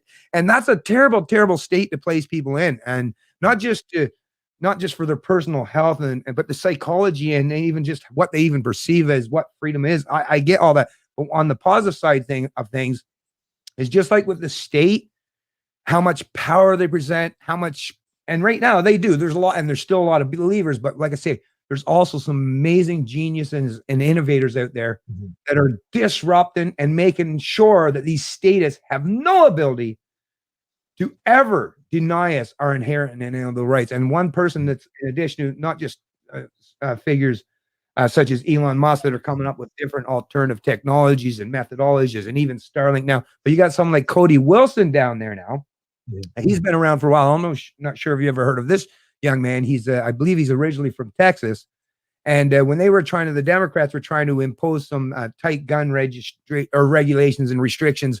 I think it was after the Sandy Hook thing. You know, they were taking advantage of people's, you know, feeling compassion for the vulnerable and those who are harmed, which we all do, and they're opportunists. Well, when they were doing that, Cody Wilson, he got, basically the media covered him extensively when he was doing his thing. He invented 3D printers. First one was a plastic gun made out of plastic. So he used a 3D printer, and he actually uploaded all the blueprints onto the internet and showed how no matter what the state does, and he even designs and creates these 3D printers that you could buy for, I think it was less than $1,000. And now they even have sintered metal ones where you can produce your own guns at home. You can create your own weaponry. So these people, these authoritarians who think, that's the thing that's crazy, is they actually believe that they have this. I mean, they might have some people who are willing to try to impose themselves, but what they don't recognize or realize is just like any other animal in the state of nature, humans have this thing called, I want to live, I want to survive, I want to, right? So there are people who are finding alternative ways and methods that if the state or the authoritarians truly do try to impose themselves too much, well, no law, no rule, no regulation is ever going to stop or prevent people from being able to defend themselves. And that's what Pandora's box has already been opened. The cat's out of the bag, right? There's no way they're going to put that back in there. There's already technologies already readily available at quite a cheap price to not just have, you know, weapons that can't even be. Now, he didn't do that for any nefarious reason. He was just showing that it could be done. He's not one of those, like, he's not a terrorist kind of guy or nothing. He's just an advocate of the Second Amendment. And we show him, right? Realistically is going to have the technology to do that. Nothing to, like, I'm sure there are some like really organized crime syndicates, but realistically, your average anarchist in, like, I don't know, Antifa or something, they're not going to have the money or the resources to actually 3D print like rifles. Realistically speaking, you know, I really these were predominantly handguns at the time. But once again, this is early developments in technology. So as with everything, and it's an exponential growth curve. Eventually. What's that? Oh yeah. But all I'm suggesting is that the people who are the authoritarians who are trying to restrict or impose themselves, I mean, they're punching way above what their weight and what they think that they can actually do. You know, they can cause a lot of harm for sure. But once again, the American people, the American culture, and the American psyche, and predominantly, especially for those who are, you know, staunch advocates and defenders of their freedoms and liberties, they've still got a lot of fight left in them. And by natural extension, by sheer fact that these technologies are replicable, reproducible, and transferable to anywhere around the world, that means so does anyone else that lives on this planet. Right now, it doesn't mean that it's easy. It doesn't mean it's going to be readily available. They are getting pretty good to the point now where it's going to be, you know, much less expensive and much more readily available for people to have this kind of access. But once again, at the end of the day, it's just about having people's ability to be able to defend themselves. Nobody's looking to use violence or these arms to cause harm preemptively anyway. But if someone's trying to cause harm to you, you have to have the ability to defend yourself. And there are people out there, people might not like to hear this, but there are people out there who are, like I say, innovators, entrepreneurs, and creators who are busy making sure that we have access to the tools, the resources, and the knowledge to understand what freedom is and how we can maintain it. Doesn't mean it's going to work. It requires all of us to do the right thing. I'm just saying, the status, they've got a lot of power, they've got a lot of authority currently, but they're losing, because of their overreach, they're losing the minds of the masses. And that's where people like us can step in to fill that void and give them the proper information so they can understand what it is to be a free human being. And what they do with it, I don't know. I like I say, at the end of the day, I just want to at least know that the people around me at least have a healthy dose or understand of what being a free human being is. At least if they got that knowledge, well, I at least got a better shot or chance in life than being surrounded by a bunch of indoctrinated statists who perceive of me as their enemy or their opponent because I don't vote along the same political lines. No, entirely, yes. Another question here from Dave Hemmington. Right on. Trudeau's C-21 is a smuggler's dream. Yeah, exactly. Yeah, it will just fuel the black market, of course. Any gun ban. You talk to anybody that lives in England right now. I have a friend of mine that I coach soccer with. He did a stint in the army. There used to be a military base just south of us here under the British rule. Still is somewhat. He finished his terms of service, met a lady, fell in love. He's been here for the past 20 plus years. And he could tell you stories about gun issues in Britain while he was still there. Yes, they abolished guns in the 70s. Even getting a shotgun is next to impossible just to get a license for it. And yet every major city from Manchester to London to Birmingham, a lot of these cities have incurred black market gun markets. So yeah, here a standard pistol can cost you anywhere from $500 to $1,000, depending on the brand. Okay, you have to have your card, you have your PARL, your RPAL, everything. You have to be vetted properly, and then you wait. It can be a day, 2 hours. Then the RCMP say, okay, yeah, you can have this. Here's your ATT. You're good to go. Carry on. We know that you're taking this in your vehicle. You're driving home. You're good to go. Okay, you can't get that in Britain, yet they still have this overwhelming gun problem, right? And knife problem too. Okay, now they want to get rid of knives as well because, like, well, really, like. Okay, you're one of the oldest cities on the planet, I think, next to Rome and Paris. Okay, and they have these overwhelming violent problems. There's still a black market for guns. There's still a black market for drugs, everything else. So getting rid of guns altogether, that's not going to solve the problem. The C-21 to me is just nothing but word fodder, word salads. Look important. In my last episode, I put emphasis on Mr. Bill Blair talking about his BS. Here's a guy who's the ex-police chief of Toronto. As far as I know, every policeman has to validate their service pistol once a month. They have to go out to the range and understand it. And the way he talks is like he's carried it and done all these wonderful things with it. I don't think that man has ever shot at anybody in vain. So he doesn't understand the whole psyche about actually raising a weapon up or a firearm, to my firearm friends, and firing it at people. He has no concept of that. He is basically following a political doctrine that doesn't want average Canadians and Americans to have access to a firearm. Why? What is the problem? You don't mind me smoking cigarettes. You don't mind me drinking liquor, whether it's a privatized company or not. The government still gets his piece out of it. So what is the worry? We all know it's a black market issue in this country. It has been for years. You cannot go to any gun store and buy an automatic rifle, contrary to the myth. When I first started working in a gun store after I left the military, I've had people ask me all these questions. Oh, how can you buy this? How can you buy that? You want an automatic machine gun in this country, you're going black market. You're not going to go to a gun shop in Miramichi or a gun shop in Toronto or Hamilton or in Edmonton to find anything that's going to allow you to automatic fire. That's next to impossible. Okay. Semi-auto, you get a magazine, you're allowed 5 rounds. If you're caught tampering said magazine, say goodbye to your gun license, and you're going to serve some time if you're caught doing that. So everything they've talked about on this OIC and what they said before in the last little briefing they had, they're way out to lunch. They're even banning airsoft guns, for crying out loud. So Fred, if you ever come up to Canada and want to play airsoft with me, no. David. Well, can I just say something? Some Nerf guns or something. Let me just say something real quick there, because this is something we probably all understand. And I think Trudeau and some of his lackeys, such as Bill Blair, should realize too, is that there's probably, I would say, at least maybe 1 or 2 Canadians that might not, maybe I'm speculating, I'm guessing here because I can't say I know personally with any genuine knowledge, but I'm thinking there might be 1 or 2 Canadians that might not tell the state what weapons they own, where they are, how much they cost, how many bullets they. There might be a few people that don't think that the state is privy to that knowledge or should really necessarily know that. So whatever. Right? Okay. Interesting issue. You know what you drive or what you put in your refrigerator or what you put in your mouth or what you watch on television. The New Zealanders did. What's that, man? They allegedly, totally allegedly, this story is hypothetical.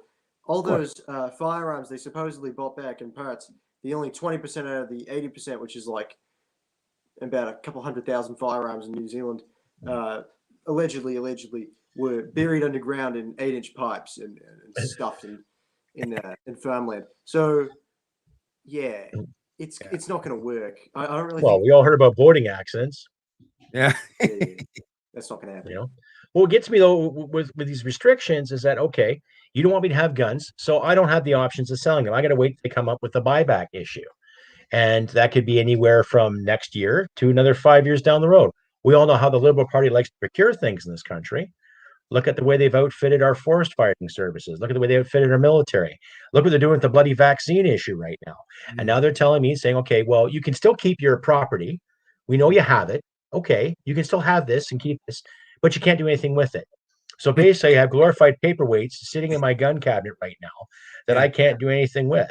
I can maybe pose for some pictures, but even YouTube is going to censor that too, because they're guns and they're bad.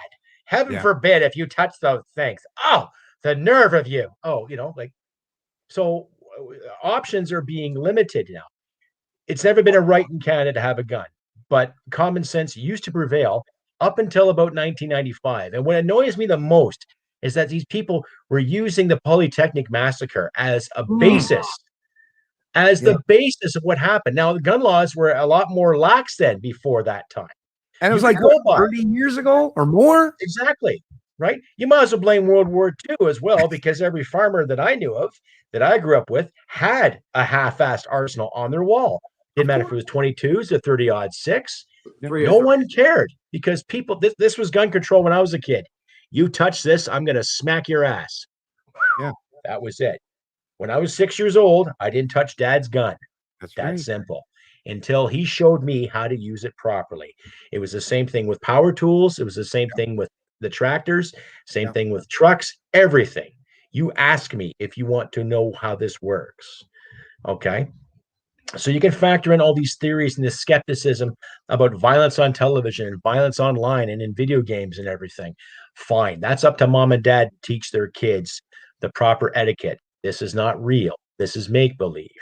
Okay. Well, let me just say something real quick there, John, actually, because when it comes to stuff, that's part of the drives me nuts, once again, is when they say this stuff, right? It's like down the US, this is the thing. If you went to America and I have, I'm sure you might too. It's like, I've been to the States numerous times. Yeah. They look just kind of like they look human, just like I do. 2 arms, 2 legs. No way. I suppose there are some, right? Might have a limb missing or whatever. But I mean, they all look human to me. So people should start questioning, I would think, right? That's the thing that I always question with my fellow citizens. Like, why is it that you think these people, they cross this imaginary line, they have the freedom to have, gun rights and genuine freedom of speech, but somehow you cross this line?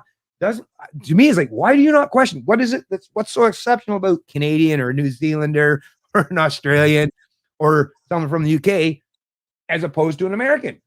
Nothing other than right up here, right? It's always, at the end of the day, folks, it's always up here. It's what your concept, it's what your idea is, what you believe to be, what it means to be free. And if you're the kind of person that thinks that I can be free while my authoritarian mommy or daddy controls everything I do, everything I say, if I'm allowed to have a weapon, and if I'm allowed to walk here, if I'm allowed to, then you just don't understand liberty. You don't understand what the hell freedom is, right? The Americans are the only people in history that enshrined in their constitution at least the closest rhetoric that resembles, this is what freedom is, right? And to me, when I see my Canadian counterparts constantly insulting the Americans as if they're like, beneath this or inferior in some ways, like listen. No, we actually are Canadian and all this stuff, right? I'm a Canadian, I get this, but I'm not so fucking stupid or nationalist that I would ever suggest that we're supreme because we're more conformist. No, freedom, liberty, and I will even admit the American people are sliding down their own path towards collectivism and totalitarianism, which I'm not happy with, because once again, that's that shining beacon that we're all supposed to be looking up to. And once they're starting slides, like, well, if they're sliding, we're not going to be doing much better, because at least they got the ideas. We don't even have the fucking ideas, right? When we're trying to talk to our fellow Canadians, we're talking about we're trying to navigate the space where I have to function through. Yeah, I know you're supposed to be a slave for this reason. You're supposed to be a slave for that reason, but you should be free here. Where at least the Americans, it's pretty easy. Like freedom, right? It's like it's a much better sales narrative and tactic. It's like freedom, right? It's like, come on, they at least understand it. But that's the thing. Even their education system, I'm seeing, has been very hard at work over the last probably 50, 60 years. Yeah. Where now you have a substantial portion of the population, or they're even saying, like, you people you're at the epitome of what liberty is all about, and you're down there saying, take it from me, take it. Holy fucking entitlement, man. These are people who have lived so entitled of a lifestyle that they don't even seem to realize that they're actually shooting themselves in their own proverbial foot. I can't grasp it. I really can't. It's tough to watch, I gotta tell you. I'm like kind of just getting out of my education, and if you want to talk about like left-wing teachers and stuff like that, many. Just gonna say. Oh, I've had a few of those too. Yeah, I hear you. I've had some, especially in history class. History, yeah. I mean, here's the thing: like, if they're teaching you that your history is evil and you're somehow a participant in genocide, are you really gonna feel like you love your country anymore? No, really. You should ignore like atrocities that settlers committed and stuff like that. Like, I'm not an advocate for that. I think we should learn all of history, but saying that it's all you somehow participate in this white supremacy or something like that is really misleading. And if you want to talk about like white supremacy, you can look no further than American cities. American cities run by Democrats that basically are still segregated right now. And abortion clinics are almost exclusively in black neighborhoods.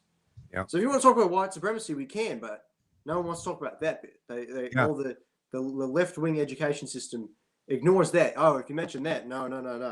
You can't talk about that because that's those guys are on our side. But you can't love your own country, and I think that's a shame. You should love your country. Remember those guys in just a couple of days ago? I think it was they put these guys in Scotland. They put a sticker on a cave or something like that, like a bumper sticker type thing, and it said "Love your country."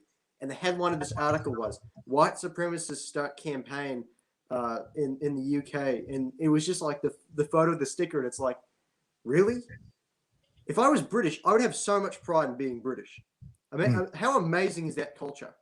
Really, they conquered the entire world. How impressive is that? No other country can say that. You know? Yeah, but conquer is not necessarily something to look up for. Now, America, right? America does the same thing. Well, now they've gone into it, but the American idea, the ideals, because that's the thing. I'm not a nationalist and I'm not a proud countryman. I'm proud of ideas. Now, the country of Canada, or at least those who used to comprise or pretend to be the authority, or those who spoke on behalf of Canadians, used to, right? At least pretend or lend credence to the ideas of freedom. And those people, for sure, when they were alive at the time, I'd say kudos to you, and I at least respect for you for that. But no, I have no loyalty to any state or any country. I have only loyalty to ideas.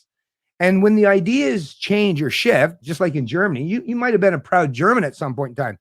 But if you were a proud German, right, loved your country under National Socialism, well, I don't know. Maybe you might think that's good. I might think it's not so good. Especially if there are many Russians that love, like, let's say, a Jew or a capitalist or whatever, right? So this is I don't have this blind allegiance or nationalism. No, ideas. And the reason why I respect America is for the ideas of the Constitution, not for the people. It's if you respect and adhere to the ideas, that's what the country was all about. That's the overarching philosophy and emphasis. And that's why, to me, is I don't, and it's not that I'm against nationalists. Here's the part why I get attacked from the left and the right is I could just as easily, if I wanted to, show you guys like how much I loved, but I won't play that game. I know I'd be in your favor even more if I did, but I just can't. Why? Because I realize where that takes us.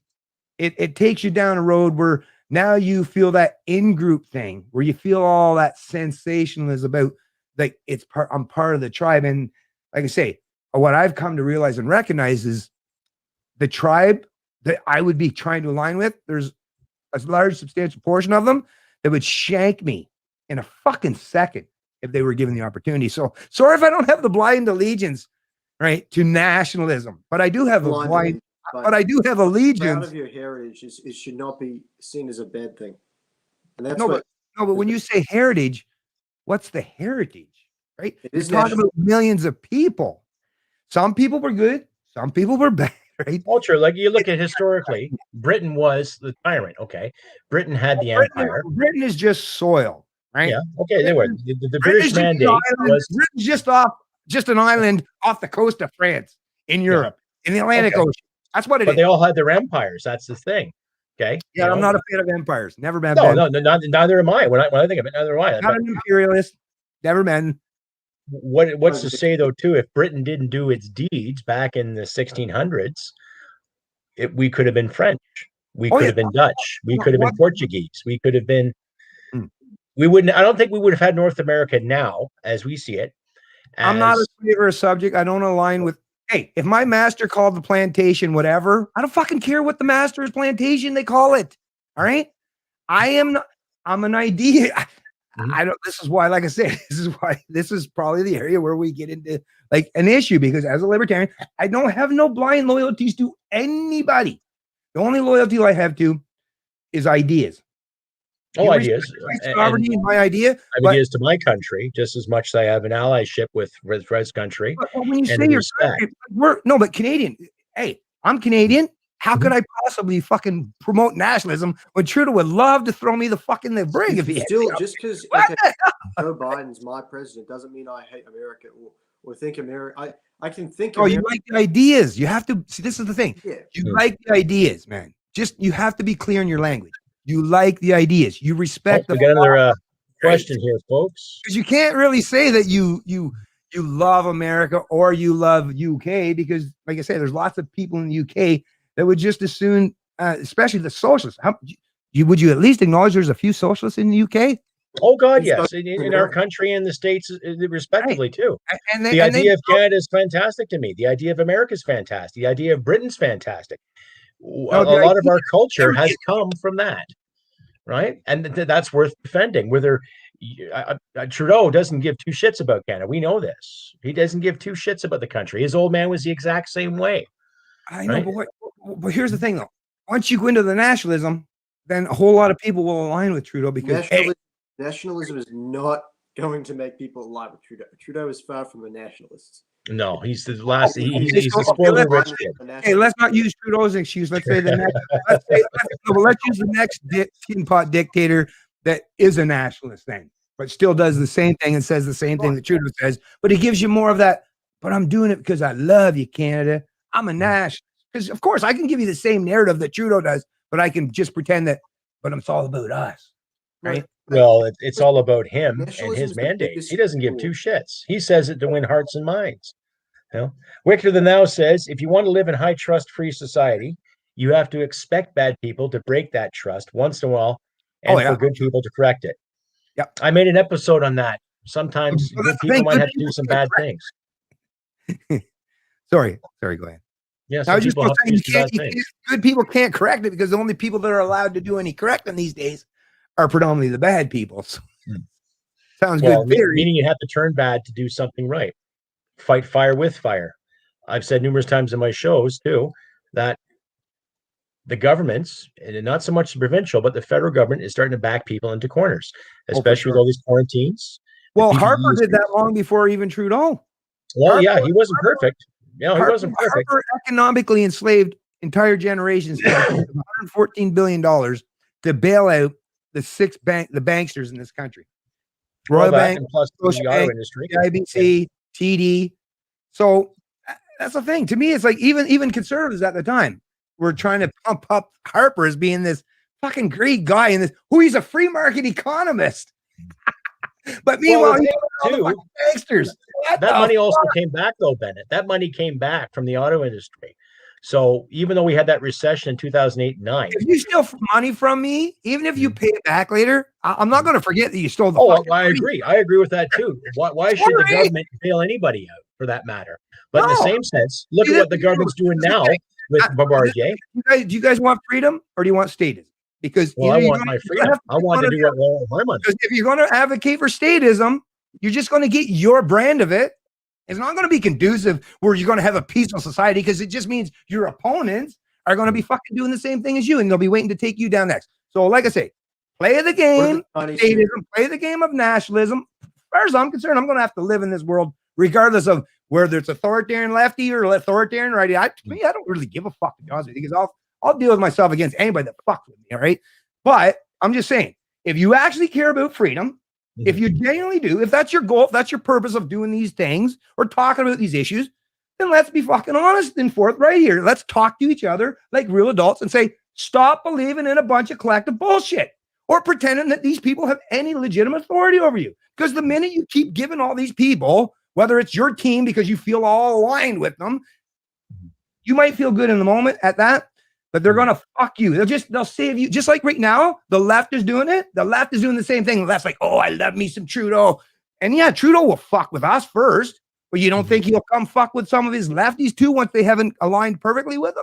No, of course they will. Of course they will. The exact same thing. It was the right wingers. And you know what? I've got a brother who's gay. It was right wingers that 20 years ago would have been wanting to fucking kill that fucking guy. Yeah. All right. And it would have been these fucking idiots that were saying, don't smoke weed, don't do this, don't drink. So to me, I don't give a shit. They're both, like I say, I reject authoritarian mommy and daddy. Now, if some people are still adults and they haven't reckoned that in their mind and they still believe that they need authoritarian mommy and daddy, I can't help you. You have to go to a psychologist. You have to fix yourself. But just don't sit here and try to convince me that I'm ever, ever, ever going to be a nationalist, a statist, or align with any authoritarian, no matter if I feel like they share the same skin color or whatever. Ideas. And until we get the ideas figured out, folks, like I say, we're all going to be circle jerking and wasting our fucking time here until we get the ideas out there. And I'm not fucking joking. I'm being absolutely serious. And why? Because I can't wait another 10 or 20 years. Matter of fact, if we do, well, I'll say it right here now. Keep playing these games. Everyone keep playing their left-right thing. Go ahead. Just know right now, I'm saying it right here on this thing.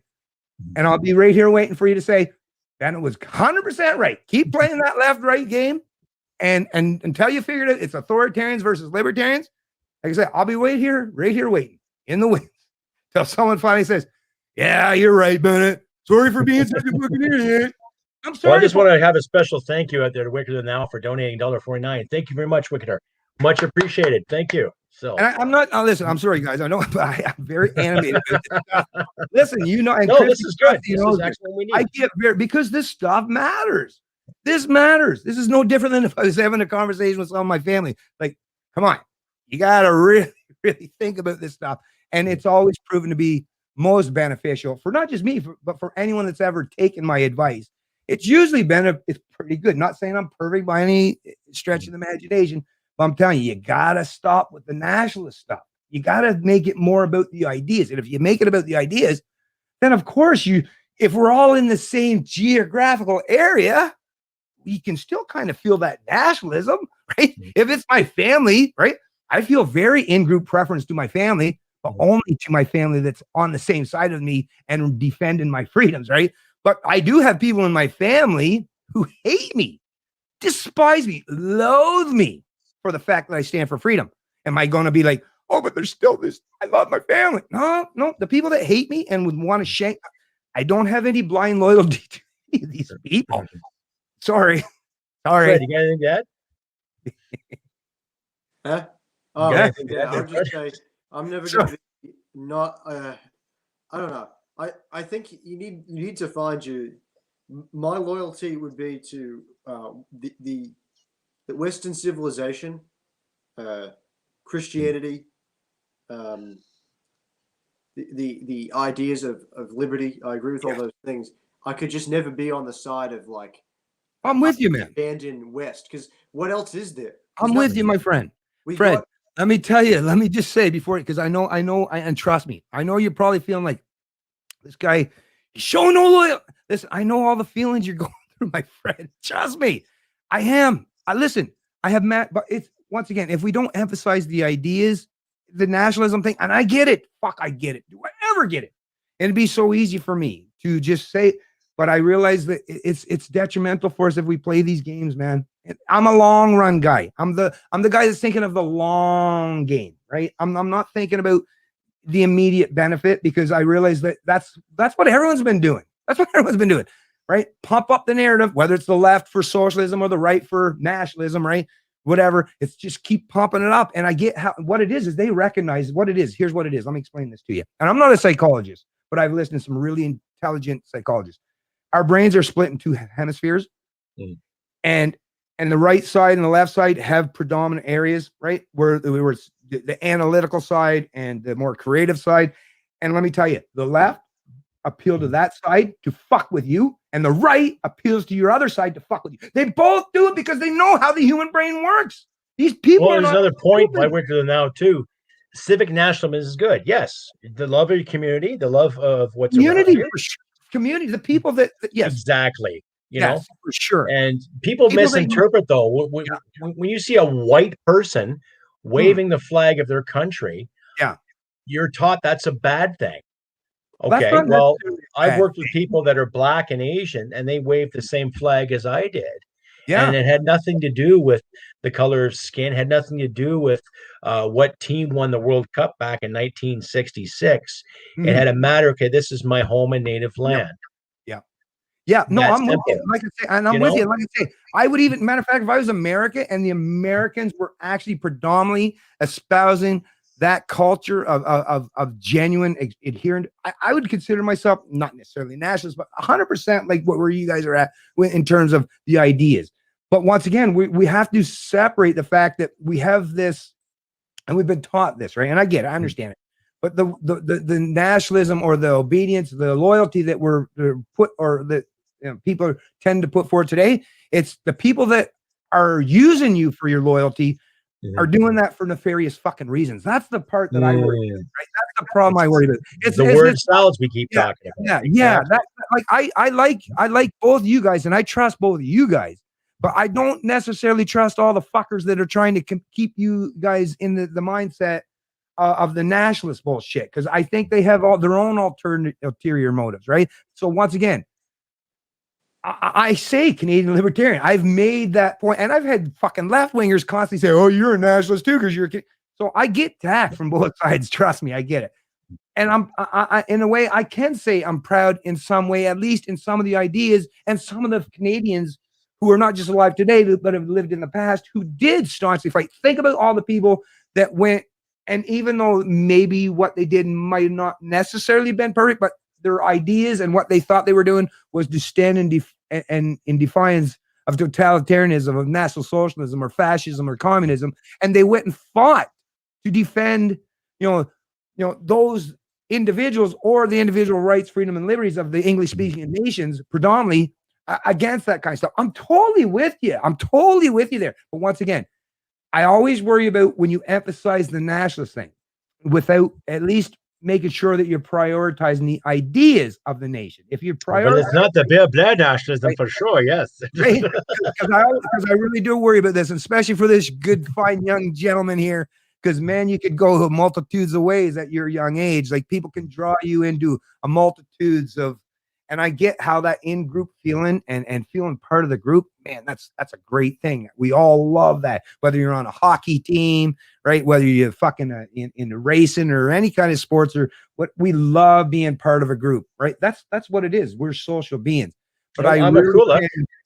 I'm a cooler. Made the point. Fight is between the left and right, between globalist collectivists, and freedom-loving nationalist individuals. And you've nailed in the head. Like you can still love your country and be a libertarian. You can love your country and be a liberal, love your country and be a conservative, or whatever brand you want to.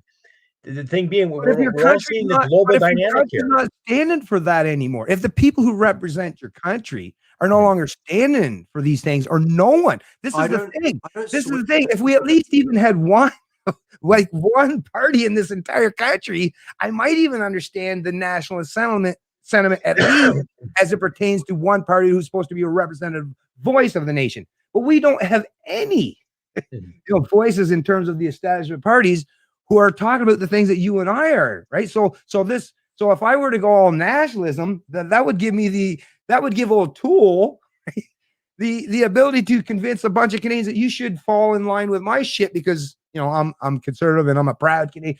I just don't want anyone to get sucked up or pulled into these collective endeavors, which at the end of the day is just a bunch of political language that seeks to deny the individual entirely, but pretends that we're all part of some big happy family that we're not. We're not part of one big happy family. I wish we were, man. I do really genuinely, and hopefully someday we will get to that point. But until that comes, I just can't play that nationalist card, and I just can't support the nationalist sentiment. I can definitely support the ideas, and like I say, it doesn't matter where it came from. UK, just like this fine young man was saying earlier, the UK, there were some great people and figures in the past, and I'll point to the individuals. You know, I'll reference, like if I read a book and even some authority in the past that did some positive thing to advance liberty, like even King George, maybe at some point of time, I will acknowledge and respect that act.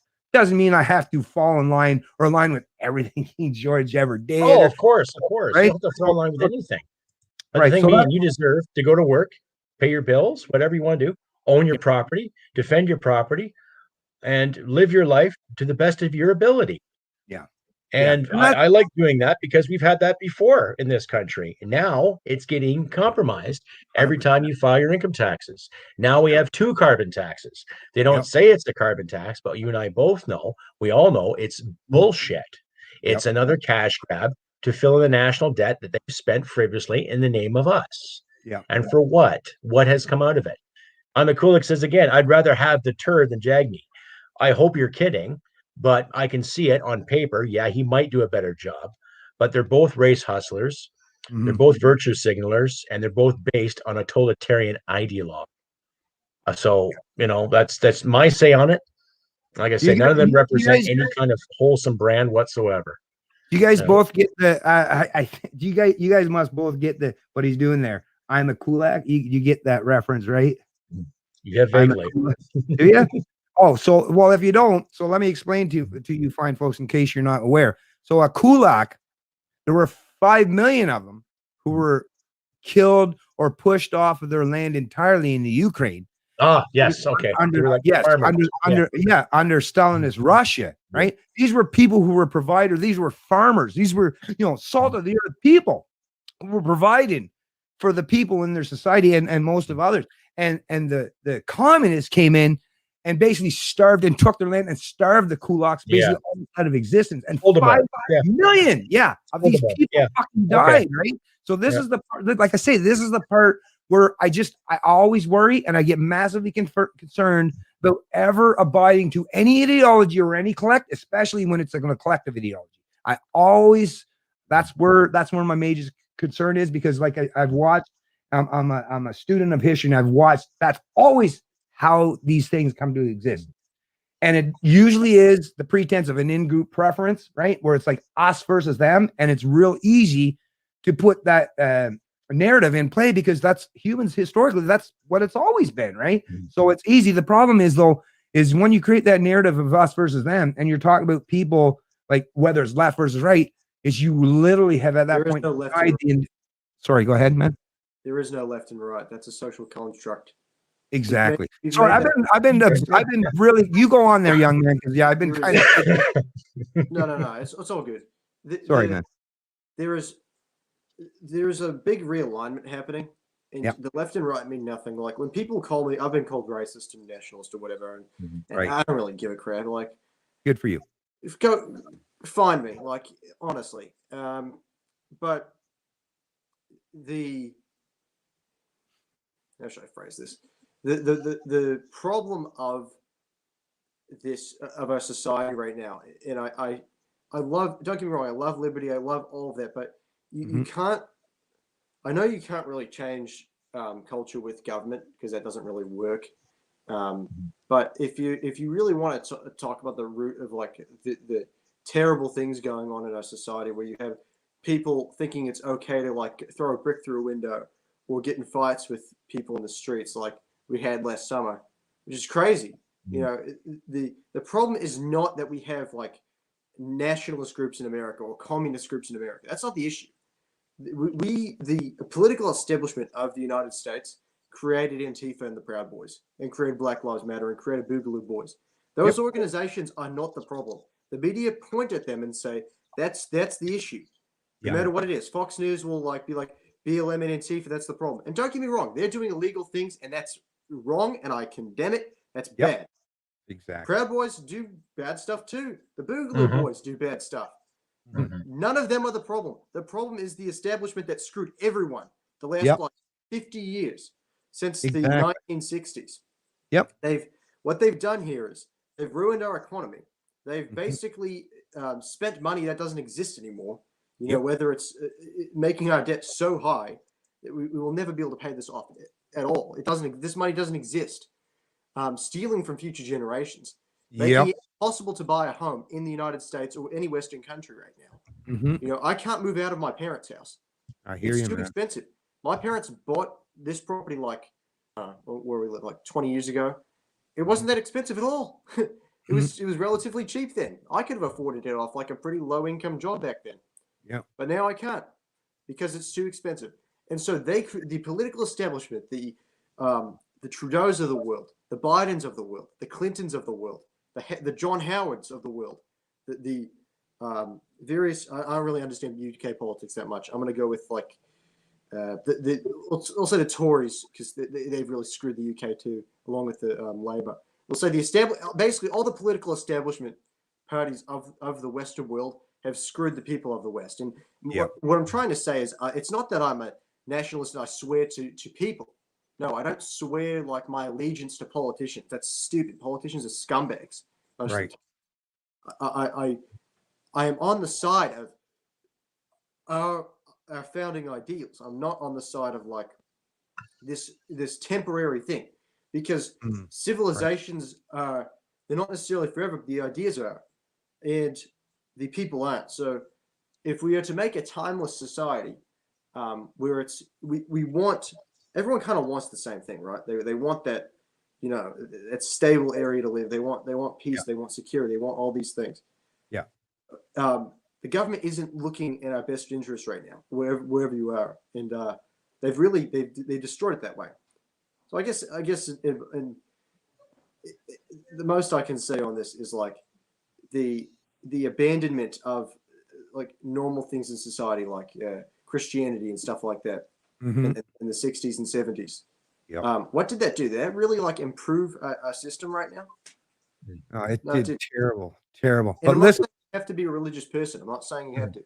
No, I don't want to force anything on anyone. Exactly. But did abandoning those core important things that make Western civilization, the Anglosphere, good? Did abandoning that improve a society? No, it didn't. And the people that are on the side of leftism will say abandoning those things was good. And that thinking is ruining our culture. It's nihilism. It's the political establishment. It's a bunch of things, and they're all assaulting the greatest civilization that's ever been made in human history. And I guess that's just my rant, but. Well, listen, I think that was a great rant. And I just want to, first and foremost, let me just say to you, I apologize if I came off a little harsh there earlier on the national thing. Because listen, I think you're just a really respectable young man. And Matt, everything you just said now makes total sense to me. And like I said, I don't want to, think that or come across as I'm trying to, attack you in any way. I like I say, I just worry about this stuff. But what you said, everything about what you just said completely resonates with you. And as actually personally in my own life, how much more it resonates me is the sheer fact that I have two sons that are, you're a little bit younger, but I got, two sons that are millennial age as well. And this stuff, when I see the kind of fucking debt impositions and shit that's being imposed on my sons and the kind of hell they're going to go through. One thing I will say about a Gen Xer is because my parents' generation, the boomers predominantly, were the first, the women, most of the women went off into the workforce. There was a lot of advancement in terms of the economic prowess, the West, especially here in North America. Europe was still having to rebuild, but North America was all the infrastructure, everything was intact. So there was lots, not just capital, but lots of wealth, lots of stuff that built up. And like I say, and there was a lot of prosperous actions that took place, and good for the boomers and the time that they enjoyed it. The problem is a lot of them have chosen to use the state to further benefit themselves, but it's constantly at the expense of their multitude the multitude of successive generations. And that's the part that drives me fucking nuts, is because, listen, you gotta pay it for. To me, in a family setting, it's so easy. And you don't need, just like the free market, right? Adam Smith, it's not the benevolence of the book, you're bigger, just like in the family, right? The reason why I would never, ever, well, first of all, I love my sons more than anything. But even if I was like an evil parent that didn't even care about my son, I would automatically be incentivized with the absence of the state or government largesse or forced wealth and income redistribution. I would be automatically incentivized to treat my children and my grandchildren with dignity and respect, for the sole reason that I came into this into this planet on this earth naked and reliant on everyone around me, and I'm going to go out of this earth in the same fucking manner, right? That's the beauty. Whether you want to call it God or just evolution, I don't care how you want to attribute it to, but natural incentive says that we keep a close bond or relationship with multiple generations for the reason, even if you don't necessarily love or respect, because we realize that we rely on each other at certain point in times of our life. Once you've removed that from the equation, and now the state can supplant not just husband and wife, but father, son, daughter, grandparents, pensions, all this stuff, there's no longer a reason to respect each other or keep that close adhesiveness of the family unit, because now you could just, if I have a disagreement with my kids or my grandkids, that's okay. The state will take care of me now, right? That's the thing that destroys the family. And once you've destroyed the family, I mean, if you want to be into collectivism in any way, or not collectivism, but if you want to be in group, yeah, the people that you genuinely care about, the people that you genuinely know that love you and you got your best interests in heart, that's the people that you should be aligned with. And that's the people that, and it's the state that's constantly destroying the very fabric of what that means for us to have our community, right? To rely on voluntary exchange. When I was growing up, actually, even today in 2021 in New Brunswick, to this day, which is why I'm kind of appreciative to live in these little backwoods rural areas of Canada, you'll still see if somebody's house burned down, let's say they didn't have insurance because they were too poor to afford it, the entire community and the church groups will come together and help. Why? Not because government told them to, but because they still have the idea of Christianity and what it is for community and how that works and how that reciprocates back. That if you do good for your neighbor, that's going to automatically want them to do better for you. That's how you create a cohesive, properly peaceful and prosperous society, is making sure that we rely on each other, but through peaceful and voluntary means. And when we've done that, you genuinely create that community that gives you that feeling that you want, and I want that feeling, but I can't get that feeling. I won't get that feeling while I live among the bulk of my citizens in this country who can't stand the fact that I want my freedom. I want my sovereignty. That's why I fight against nationalism. That's why I fight against globalism, and why I predominantly focus on Christianity, morals and ethics, and the free market, so that we know, it's like I say, because the free market, voluntary exchange, if we do that, we can be the ones that will truly shift the entire plane of Western society and advance this forward. We have to lead by example and show people how it's done. I don't want to turn to nationalism. I agree. I don't want to turn to globalism. I don't want to turn to using the gun at my neighbor to control them. And if we do that, and if we do this today, if we do this tomorrow, and we do it for long enough that we show that this works, then we might be able to advance the kind of liberty that you and I all want for each and every one of the people that definitely deserve it. Right? Sorry, I know. What's a worse enemy in your view? Like, what would be more of a problem for Canada? Like, let's think of Canada specifically in this case. I'm going to be completely honest. Canadian politics looks hectic from the American view sometimes, because I just don't understand how it works very well. I don't understand. That is too matty for me to think about. Okay. What's a worse pill to swallow, the nationalism pill or the globalism pill? Well, that's the thing. If you go to the old, there's two things. So if you go to the monkey brain, in-group preference, people that I align with and are closer to my community, of course, nationalism, right?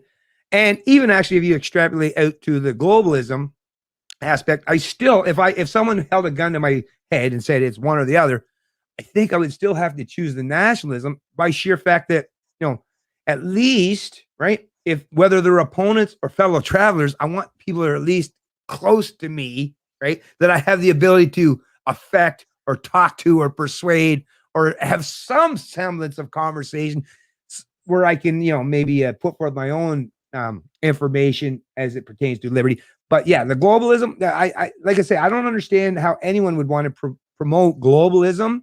We're not just sacrificing ourselves as individuals for the collective in terms of the nation or the ideas of the nation, but now and that's still kind of vague, where you actually don't have any principles because you recognize that individuals within a nation have all kinds of different ideas. But now that you expand that out to the global scales, like, well, then you're saying there's no principles at all, because when you're whether actually national or global, because you're talking whether you're millions or billions of people, all kinds of people have different ideas. So I don't like, to me, but at the end of the day, if someone put the gun to my head and it's like, well, you have to deal with the people that are in your immediate surroundings or people that have no relationship or even know you from a hole in the ground, like, of course, I'm going to at least hope for at least that, let me toss the coin, hope at least people that have a historical knowledge in terms of the West of at least some semblance of Christianity, some semblance of free market capitalism. I'm going to try my hand with these people at least, because at least they might be that much closer, right, to someone that I can convince to, actually respect and genuine freedom and liberty. But once again, I don't think I'd ever want to be placed in the scenario where I got to pick one or the other, right? That's the thing to me. But that's basically what it's come down to in I America. know it will come down to that eventually. We're voting for last election, right? I didn't vote in the last election. I couldn't have. I was too young. Okay, right, yeah. Is it 18 down in the New Zealand? 18? No. In the United States, it's 18. I live in the US right now. Oh, you're in the US. Okay. Right. Yeah. Let's look at the US election, right? You had two choices. You had Donald Trump, the America First agenda. Yep. We're going to leave everyone else alone. The anti-imperialist wars, right? Yeah. I love that about Trump, actually. I agree. I love all those things. Yep, then you have the globalist, the pro-imperialist wars, backed by the Chinese, backed by Davos, that guy. And somehow we Americans chose the globalist. And I'm just going to have to say, I prefer the Trump agenda way 100%. more over the Biden agenda. Now, do I like I agree. Trump Yeah. person? Not really. He's a dirtbag. But is he would he have been is he going to be better than would he have been better than Joe Biden in the long run? Of course. And no one really believes that Joe Biden is really going to be staying in office right now. Joe Biden is just a continuation of the establishment that's been fucking the neocons. It's like we elected a Mitch McConnell to be president. Yeah, pretty much. The only thing that's slightly or Clinton. Or Clinton. It's no different because the only thing the Democrats really do that's different than Republicans is like raise taxes. That's it. Sure, they make all this other stuff that they make you focus on, like, oh, they're gonna let transgenders into the military or some stupid, BS like that, which I don't agree with. But they make laws to just virtue signal to their own people, But that's the only thing that they really do different, and they just continue the same old crap that's always been going on. They're no different, and I find it such hacks. I deleted Twitter. Thank God, that website is so stupid. I've gotten some dumb fights with communists on Twitter over what is actually like worse for America, and somehow these people still think it's a good idea to vote for people like Joe Biden, or left-wing people still think it's a good idea to vote for Joe Biden. And I'm like, wouldn't you want the political establishment to be kicked in the nuts? Like, why wouldn't you pick Trump in this case? He's destroying both the Republican and Democrat Party. That is like, I didn't know he would do that when he entered office 4 years ago. I didn't expect that, and he basically did. Almost single-handedly, he destroyed both. Imagine how amazing it would have been if he got reelected, right? Yeah. He basically eliminated the bipartisan the partisan political spectrum where you have Democrats and Republicans that are basically a one-party state. It's all fake. Everything they do is not real. What you're watching on TV when they yell at each other, they all go to each other's houses on the weekends and have champagne together. They don't really. It's all an act. Imagine how great it would have been if he just tore them apart for another 4 years. They wouldn't exist. These people wouldn't get voted back in. No one can stand. The mask is slipping. The mask is slipping on these people because every time, like the last, so often, you kind of have seen how hypocritical they've been. Like people like Gavin Newsom, where they're going to a really expensive restaurant as they destroy every restaurant in the entire state of California. Yeah. Disgusting. Well, same thing here with our politicians that went on holiday over Christmas, and they got their PP slat because, well, and they're the first ones to enforce the lockdowns. Don't travel, don't go anywhere, close these stores. If you're out and about and you're not doing these things properly, we'll give you a ticket. In some jurisdictions, $850, some $1,200, some $3,000, and yet they're in Cuba, they're in the Bahamas, they're traveling here. The one politician said she went to Ireland to help her daughter out with her move. And it's like, okay, you told the people to stay indoors, to maintain social distancing, and yet you can gallivant all over greater North America and parts of Europe. The whole do as I say, not as I do mantra is null and void. It worked when you were a 10-year-old boy under mom and dad's hand, but not now. Okay. Now you're telling me where I can work, where I can piss, where I can shit, where I can eat. No, it's not working. Yeah, especially when it comes to this respiratory infection. Not an actual disease where you lie there and get the old virus like in 28 days later and get the rage virus. Okay, it's affecting the elderly. And that brings back to my point there with you, Bennett, in regards to how we treat our seniors too. Look at all the LTCs in Canada, some that are privately owned and government owned. And what's going on there that's bringing these things through the roof? What's skyrocketing these cases? But they also emphasize too, they are cases, they're not actual diagnoses. They are cases. So what is going on with this? And we go down some more questions come up here, ladies and gentlemen. Let's see here. Tommy Gunn says, Tommy Gunn in the chat. Hold the media and the MPs accountable for the work that, exactly. And I've said that in my show numerous times too. I highly recommend that MPs and senators and congresspeople alike, especially in the states there, Fred, take responsibility for your shit. Really, if you're an MP and you're making $180,000 plus a year, okay, fine. I can see your tax benefits and the privileges you get because you represent your riding. And bloody represent your riding properly and listen to your people, okay? Because maybe we're lucky out here in Alberta. We had the advantages. We have a little more laid back jurisdiction from Mr. Kenney. Now, a lot of people are upset with Mr. Kenney. I'm not personally, because he's basically taking the time and effort to reach out and talk to Albertans in regards to what's happening. Something that Rachel Notley never did, never fathomed. And don't get me going on the liberal mandates out here. They have been annihilated since 2015. So when I hear these politicians talk a good talk, I want to see them lace up and skate. I don't want to see them lace up and sit in the bench and then tell the rest of us what to do. Because I'm at a point right now where I've laced up and I'm willing to skate. And I'm willing to throw the gloves down, right? Whether to kill a penalty or to forecheck or to stop the game, because I'm getting fed up with it. What say you? well, you know, I just want to reference the whole COVID thing since the topic was brought up. I just want to say, and fortunately, it's all on record too. When this all first came out, and at the time, my grandma, she has since passed on my mother's side. She was actually one of the most influential people when my mom and dad went through their divorce when I was a young man.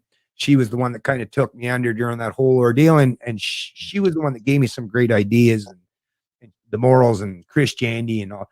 And I worried about that woman all the time because, like I say, well, I was the oldest grandson, you know, and we had a real close bond and relationship. And anyways, and she was in one of these long-term care facilities. And I instinctively, when this whole thing came out, I was like, this is where, like, not locking down fucking, you know, society is like, these are the people. And like I said, it's not me here today. It's all on record on my videos, my live streams. It's all there that anyone can see. Way back when this first started happening, I was saying, you need to worry about protecting the people in the long term. Now, of course, I was kind of going by my own personal experience and circumstance with my grandmother, but I knew that that was the same for anyone that had someone in these facilities. Because if you know, like any kind of virus or anything that's contagious, we all know that humans were amazing. Come on, we've been evolving, whether you believer of God or the fact we all have, you know, evolved to it. Our bodies have developed to be able to deal and handle with these things through. That's how we survived as a species, right? But once I realized they were trying to shut down the entire economy, close off society, locking people up, forcing them to wear masks, but there was no massive mandates or restrictions or anything to make sure we were protecting the elderly at the time. There was nothing about that, right? It's like, wait a minute, this seems really fucked up here. So you want to close down everything, shut down society, but you're not focusing on the people who are the most vulnerable, because we all know I've been to visit my grandma, and if I had a cold or a flu, not the COVID, even just a common cold, I'd be like, yeah, I'm not going to visit grandma today, right? Duh. Yeah. Don't need no one the in government. Don't need Dr. Bonnie Henry. Don't need fucking Trudeau. Don't need anyone to tell me that probably not a good idea to go, visit your 90-some-year-old grandma when you got a cold and she's very vulnerable, right? Yeah. Simple Common fucking sense. shit. And now to see that after 80% of all the deaths in all of Canada have died in these long, and now they're saying, oh, now we need to start worrying about what the hell? Like, who are these people that are in? Because like I'm nobody. I'm just nobody. I've never been trained in any medical field, but I at least understood that. Yeah, let's protect the vulnerable, right? I kind of understood that. Why was that not the emphasis? Why was it seemingly emphasized that we got to close down, we got to shut down mom and pop and the churches? How fucked up is it? Like this stuff is like this is how you know that there's ideological bullshit underlying, because nobody can give me anything that will resonate in my mind. And I'm a good thinker, right? I'm a critical thinker here. Nothing resonates in my mind where Costco, Walmart, go ahead. Church, where they're actually fucking, I've seen the churches where they've actually had the pews separated. They've even got the whole pews separated so that everyone has to sit, and they still won't let them fucking do it. So really? So that's what it is. You're going to target people, and what it is, and that the video that I was talking about from Rebel earlier today, or it might have been another one I was watching, completely and perfectly illustrated why they're targeting the Christian community. Because the Christian community says, God is my authority, not fucking government, not Trudeau, right? Not Canada. God is my authority. And they can't stand that, because think about it. If the rest of Canadian society said, no, I can get my morals and ethics without the state. I know what's good, what's bad, what's right and wrong. Don't need the state to impose that on me. Then think how the emperor would truly have no clothes at that point. That's specifically and purposely why the secular world, and that's predominantly the left these days, are constantly, they're filling the positions up of government, and they're the ones that are constantly targeting the right, because they realize that not just libertarians, but Christians, anyone that doesn't perceive as the state as their authority, are a threat. What do you think about our culture right now? Not just about like around liberty and stuff like that. Right. Because I do worry about, so there's some really disturbing stuff happened. Like a couple months ago, there was that like crap on Netflix, like Cuties or something like that. Oh, yeah. How do we, I hate to like bring all this disturbing stuff up, but it's like, oh, go ahead. It's important stuff. So degenerative. Yeah. How the hell do we come back from this? Well, it's what they call progress. It's what they call being progressive. And it's a joke. A pedophile is a pedophile. I don't care if you're male or female or identify as either or. If you get your jollies out of playing with a little kid, we got a problem. And as far as I'm concerned, you deserve a bullet, not a trial. Okay, a trial to prove your guilt. Okay, a trial to see. Okay, I believe in due process. All right. But if you're guilty, I would sooner take a bullet about yay big, hire someone with a gun, done. Yeah. That way you save the Canadian taxpayer or provincial taxpayer $45,000 to $55,000 a year. 17 cents for a 5.56, Yeah. There you go. Done. Well, don't give me this medical castration or this ongoing therapy. Okay, they tried that with serial killers. Look what happened. They put them on death row for 10 years, and that's it. Serial killers in Canada, okay, they're just denied parole, but they're still living a decent life. They can get an education and what have you for committing heinous crimes. So I can understand a crime of mercy or a crime of passion. Yeah. Okay, I can understand that, but you kill someone out of rage, you serve time. I think I was thinking you serve time. Not just like the disturbing, for some reason, enabling pedophiles to do disgusting things, but outside of that kind of sexual depravity, it's the music, it's the entertainment, it's all of it. It is all made. They encourage it. It's disgusting. And it's We've talked about this before. Fred, Cardi B encourages that kind of behavior. The WAP song. What is that? How is it a healthy society? How is that being liberating? Nothing healthy about it. How is it liberating? Hey, for Fred, an artist with Gorilla Glue. Young man. Sorry. I was just trying to be funny here because that Gorilla Glue incident.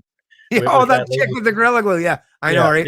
It's like, well, it's glue. You don't put it in your hair. It's weird. I went a whole 50 years of my life and didn't have to have anyone tell me shouldn't put fucking crazy. But anyways, to reference what Fred was saying, because I think he pointed out something really important. And that's the thing. As a libertarian, I want to emphasize this as a libertarian, so the other libertarians realize that this is important too. You know, the 3 principles of liberty, right? Self-ownership, property rights, non-aggression, very important. But once again, if those were my only guiding principles in my life, I would still feel like I was void and missing something. That's where Christianity has stepped in. And so far, I've yet to find anyone else to duplicate or replicate that, and hopefully it will. But it's this thing against hedonism, against, you know, like, once again, there's nothing I can describe in the fiber of my being that says, but I just know it when I see it, right? Just like porn, right? You just know it when you see it. And I'm nothing against, like I say, my brother's gay. Now, I would suggest, I'm not a psychologist, never played one on TV, but I would suggest, you knew my mother, I would suggest there's some things that are outside just the fact that he was born that way, right? I would suggest that, but I don't want, and I'm the kind of person that I don't know. Well, I've lived, and I know that people go through hardships and difficult things in time, and they come out on the other side of that in different ways. And I don't know, and I can't explain why some people go some ways, some people go that. I don't, but I can say that it's Christianity.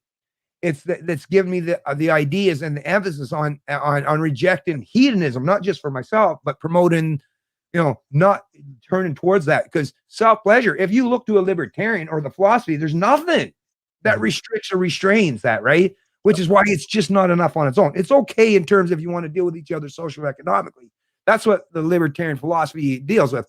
But in terms of morals and ethics in your own personal life, or to guide you to be a decent, you know, human being, there's nothing really much in that, which is why, like, Christianity and even some secular people today, Richard Dawkins, atheists, even Brett Weinstein, lots of people that come from the scientific realm are like, fuck, how do we, there's no way to replace this. Christianity, it's mystical, it's a concept, it's a fiction, but it's very important for the reason that it appeals to our very sensibilities as human beings, is what keeps us, you know, separated from just nature, what keeps us as being moral, ethical characters. And like I say, I don't know what's going to fill that void, but until we have found something to fill that void, I'm not ready to throw the baby with the bathwater, which is why I will never reject Christianity. And I was actually amazingly pleased and surprised to see the most popular philosopher on the fucking planet, I'll add, Stefan Molyneux, actually come around. He's an atheist. He's been an atheist his whole life. Come around. He has come around and admitted himself. I got to align with the Christians here, because there's nothing in the philosophical world, there's nothing in the secular world that can replace or reproduce or replicate all that amazing knowledge that was built up over, you know, millennial, actually, like thousands and thousands of years of knowledge, right? So yes, we got to keep this emphasis and this importance, because hedonism, and I just explained to this young man, what's your name again? Sorry, Fred. Oh yeah. So just so you understand, look, this is not the first go around for this. If actually you even look back through the Roman history during the Roman Empire, the rise and fall, actually this kind of thing took place, and I'm sure it's happened multitudes of times. I'm just saying, for the modern knowledge that we're privy to today, that's easily and readily available, look under, even just if you look up Caligula Caesar. He was the Caesar at the time. No, but the late state, once the late stages of, I'm thinking of the movie that Malcolm McDowell did. Yeah. Oh, there's a movie? Oh, okay. Caligula? Late stage Rome is really feminized compared to the early days of Rome. Not just feminized, but massive amounts of hedonism. And what I think it is people, when they've lost that guidance or something that brings genuine meaning in their life, which is what Christianity and the pursuit of being good and decency and all, it gives you a goal or something to work towards. But once you have, well, will we degrade and denigrate ourselves back into the state of nature, or just pure selfish pleasures, right?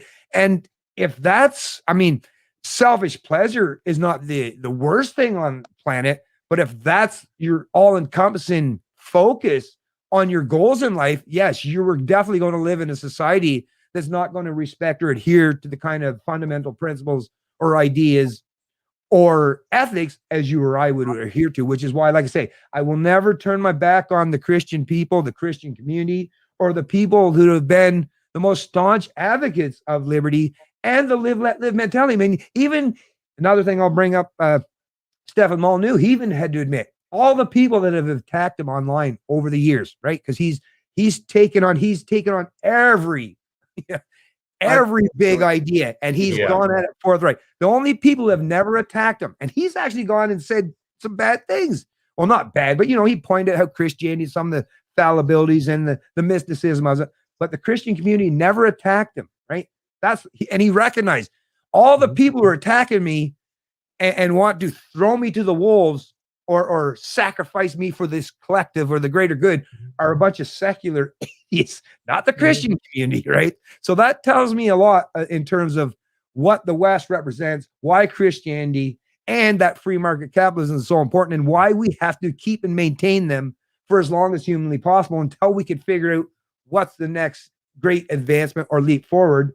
Well, I don't want to use that term leap forward, actually, because somebody will say I'm a commie or something, right? But, what's the next advancement or achievement in terms of the human development in the race in terms of freedom and liberty? But yeah, let's do our best to not throw out all the people. Like I say, let's talk to as many people as we humanly possibly can. I even say, communist, socialist, reach out to me. I want to talk to you folks, because I assure you that I have no ill intentions towards you other than trying to help explain that what the people who are telling you that you should promote or espouse this stuff, they don't have your best interests at heart. Trust me. Exactly. They're going to use you as the sacrifice for they're the greater good. Don't fall for that. History has proven that too. Yep. Okay, gentlemen, I'm going to ask for a few more questions from the audience here.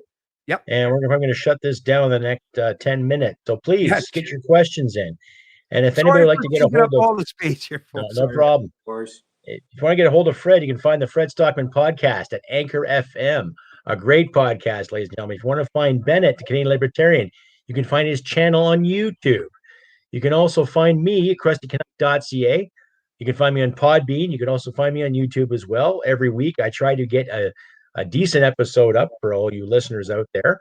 Later on, I'm going to be working on some more videos since I knew we got the new streaming service. And in the future, in the near future, I'm going to be working on some comedy. Something to break our minds from all this political rhetoric BS. If you feel like donating, please.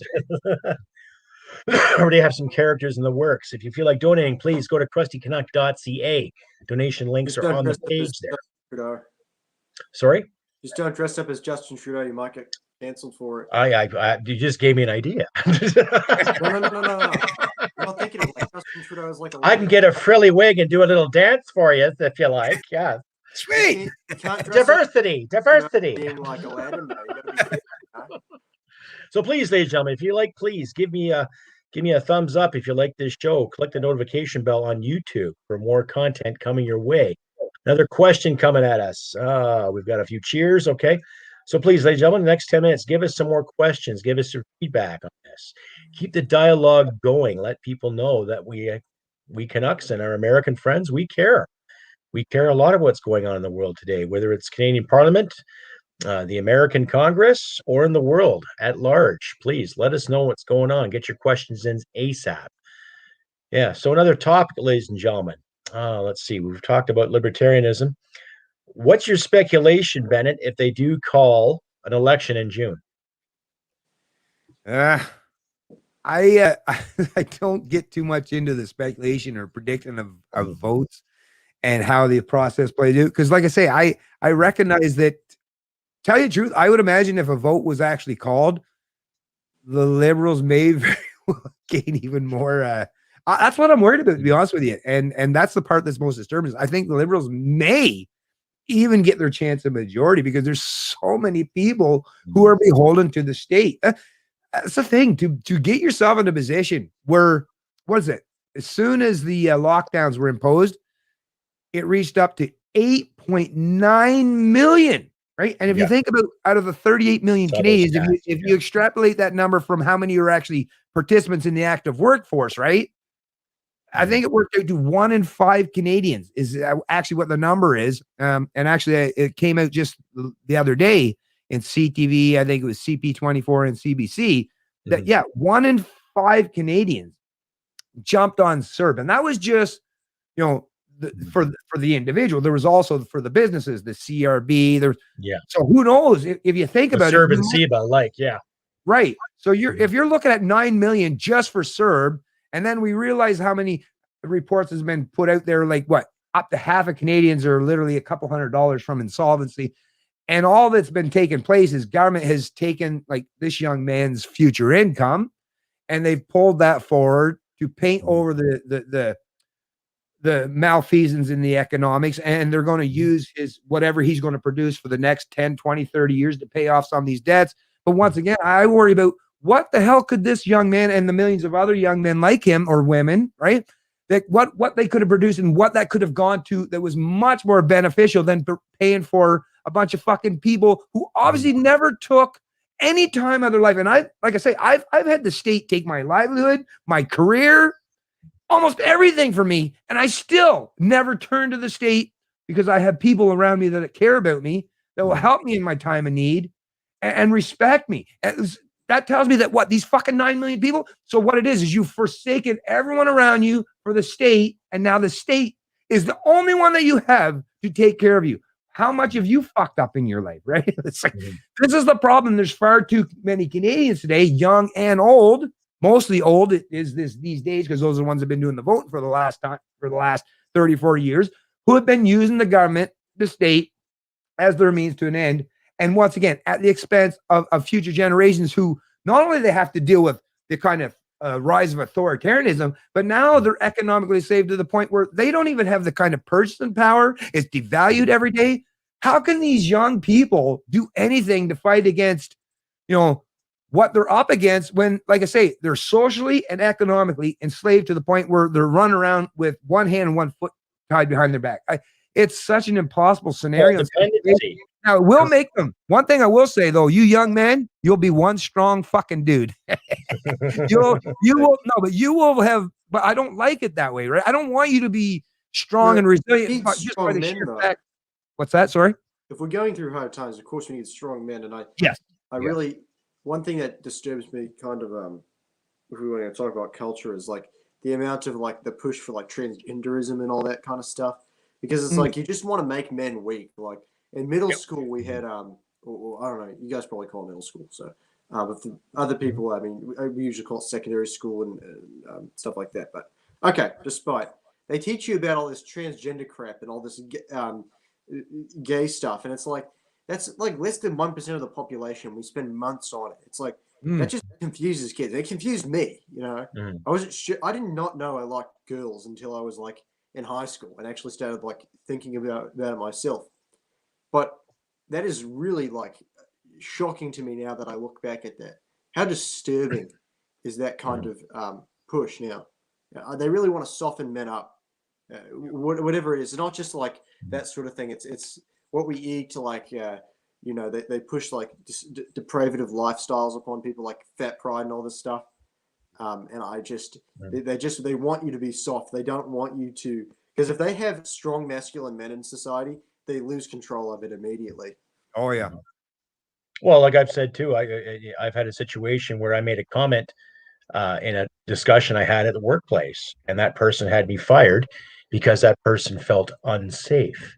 And yet I was not given the opportunity to see my accuser or to talk to my accuser about it. And from being in the military, I had been trained in conflict resolution. If I was training a soldier and I was out of line, that soldier had these options: to talk to me about it or talk to my supervisor about it. Okay. I was not treated that way. So I see your point there, Fred, when it comes to the whole safety and all that. Now, I've dealt with soldiers that were overweight. I was overweight. I still am. I could lose another 10, 15 pounds. Fine. And I'm not the most masculine man, by the way. I'm not. Well, see, that's the thing, though. But when it comes to personal health and perspective, okay, if someone is a little bit bigger and they have trouble, they're diabetic, I can understand the medicinal part of that. Okay, I've had family members who had thyroid issues. Okay, but they were still active in society. They went to work, paid their bills, looked after loved ones. They were still mobile, and they never bragged that their shit didn't stink. Okay, they were very humble.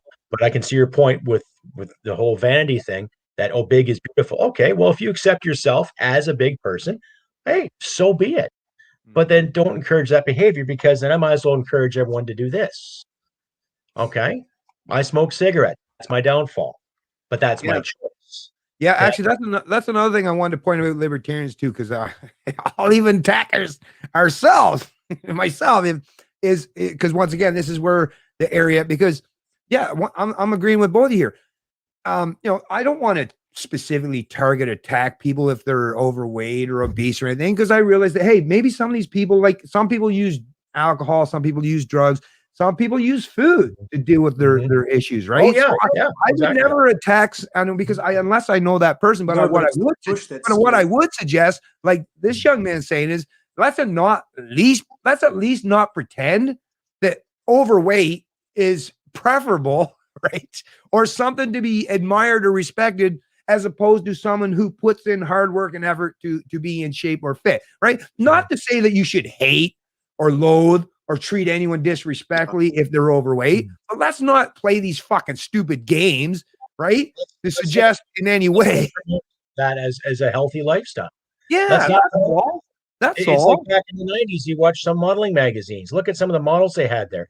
Yeah. They emphasized the look of being right? That was scary. And that's a bad image to tell young girls too, that you have to be this way. Yeah. They're not telling kids to be themselves. Yeah. So grow up. Like if little Billy's 13 years old and he's taking sex ed and he goes through his puberty, all of a sudden he likes his best friend Bill. Well, okay, power to you, Billy, power to you, whatever. Knowing who you are, that's great. And that's the emphasis that should be on knowing who you are, not constantly drilling it in people's faces. 2 and 2 is 5 because we say so. 2 and 2 is 6 because we say so. No, if Billy has a problem and can't figure something out, then it's great that there's a foundation there to help him get into that, to understand that. We were lucky. We grew up at puberty. Well, hey, we like girls. Hey, I got dad's porno mags to prove it.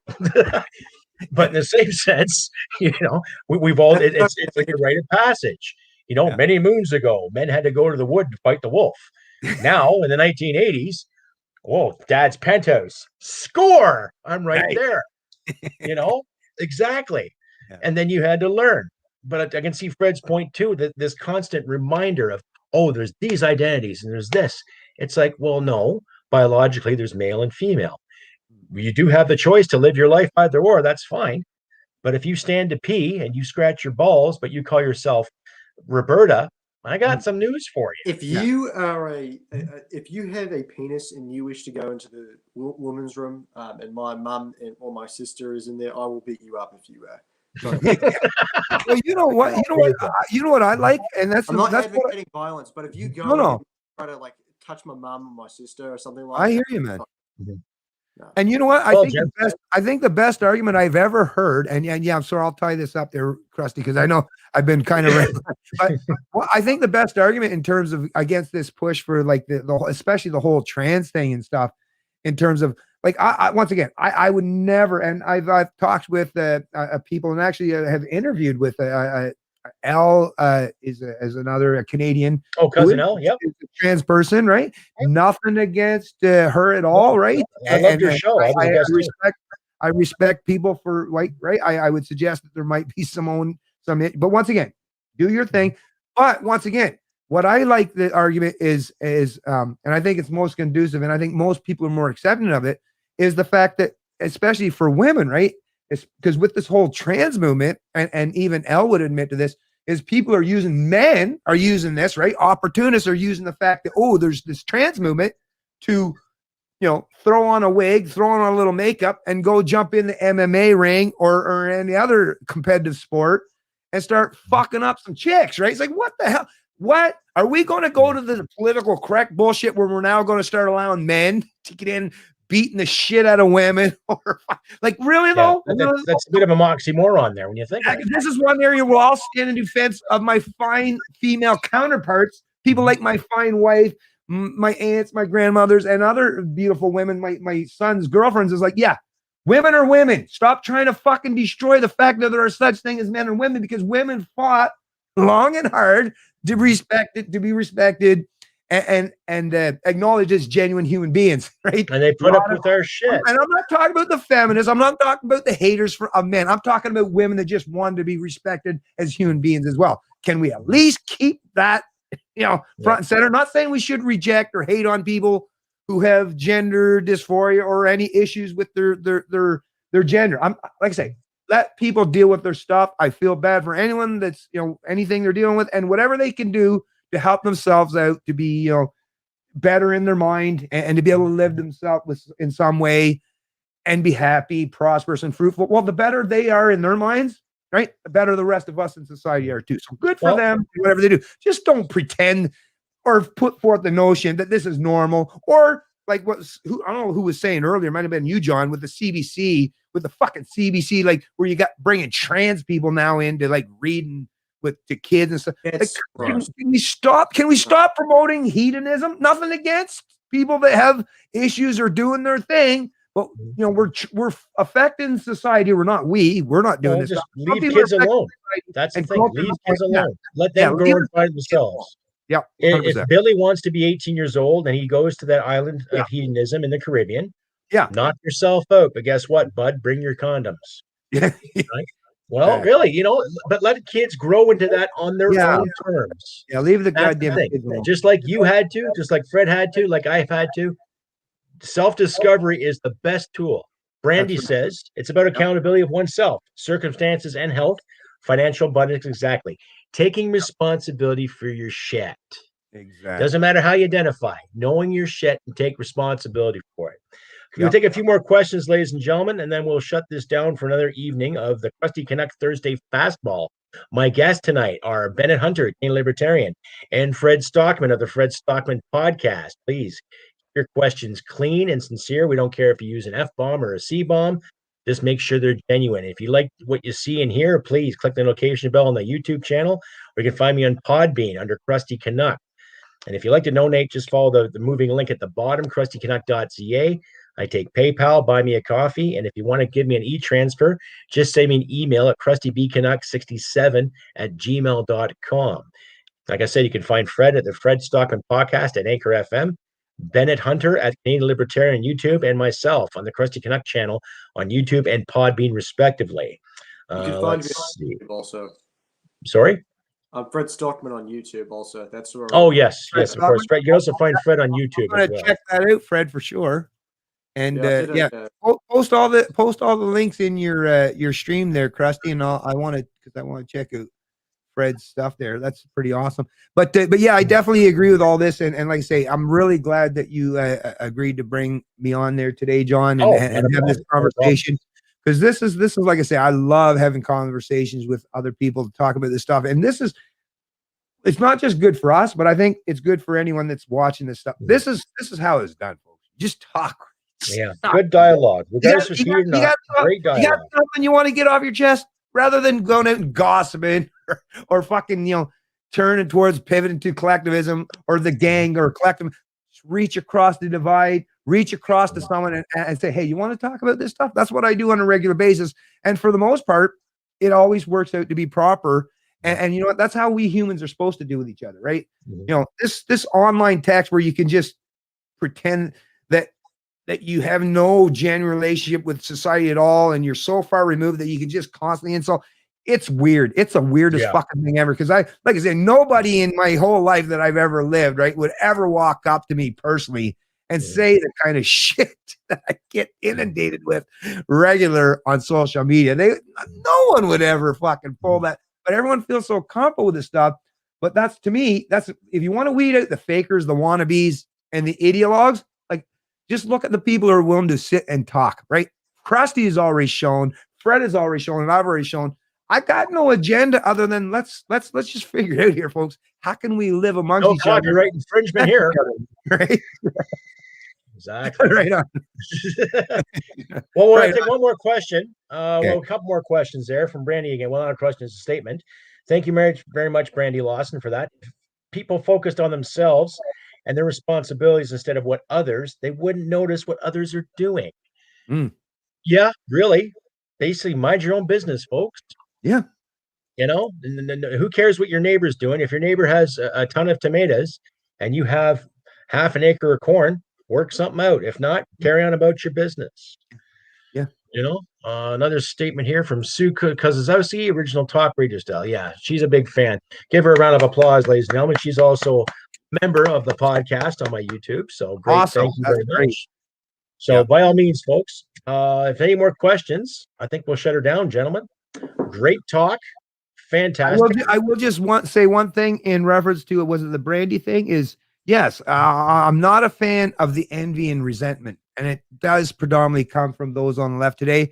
Is rather than be resentful or envious of people who might have achieved or attained any success that superseded anything you use that. What I've always done in my life is use that as the springboard to try to raise and elevate yourself. I look up to the people who have strived to attain, and they have achieved success, and I use them as a figure. Like, I want to replicate or duplicate their success, or at least strive to try that. I don't resent them for that, right? Unless they've used force or violence as a means or end. But people who have become successful, whether it's personal, social, or economical, use that. And I would always suggest that even to my own sons or anyone else out there. Don't fall into this thing where you see people that might have something that's more than you have. Right? Maybe talk to those people. Don't resentful. Don't steal from them. Maybe talk and say, hey, maybe you can give me a pointer or some tips or some hints. Maybe how could I do that? Yeah. How could I do that for myself? Right? What is your secret to your success? And that's what I've always found in life is I don't want to tear other people down. I want to raise myself up. Right? And the only way I can do that is there's got to be somebody. How am I ever going to raise myself up if I don't perceive of anyone that has exceeded me in some capacity or fashion, right? That's what gives me something to strive for. If you've eliminated anything and it's like, what? Oh, I have nothing to strive for now? Because that's what the leftists, the collectivists, the utopians are saying. We're all perfect just the way we are. Well, then you have nothing to strive for. You have no goals. You don't really have much meaning in your life. So no wonder these people seek out different methods to, find escapism, right, of the real world, because they don't want to function in the real world, because in the real world, they see themselves as losers of never being producing or beneficial to society. And what a terrible, terrible way to live. I would not want to do that to my own children. I would not want to do that to anyone that's around me.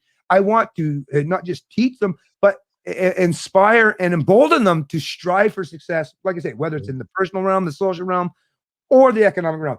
Do your best. As long as you treat people with dignity and respect, it will pay dividends, not just in the economic realm, but what it'll do for you as a person.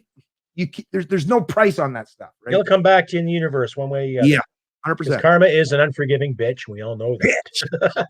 So, Fred, anything else to say before we shut her down tonight? Love the people around you. Western civilization is the best.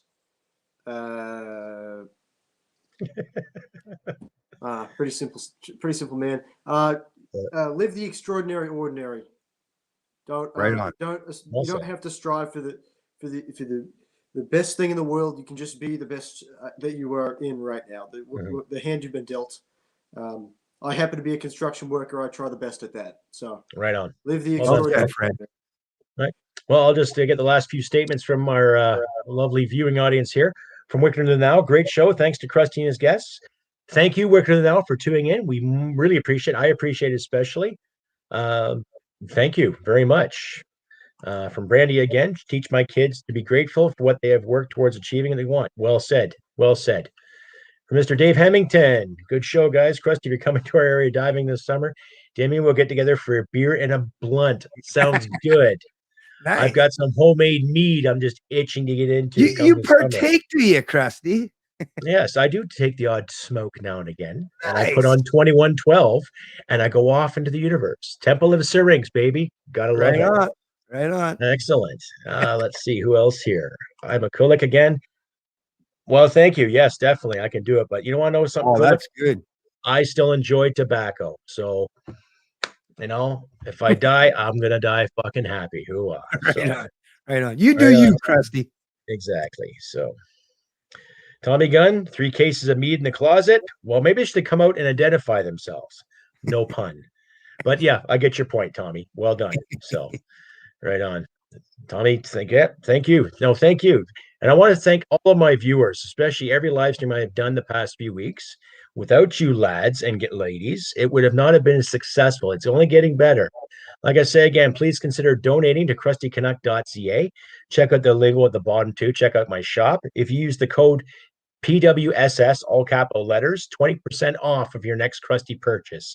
I have hats, I've got stickers, I got mugs, I got t-shirts, I got patriotic gitch for the lads and sexy swimsuits for the girls too. So bring out your inner Baywatch and buy yourself a Crusty Canuck swimsuit today. Anyhow, enough of this stuff. I should have gotten to radio. Eh? Fuck politics. I should get into radio. Right on.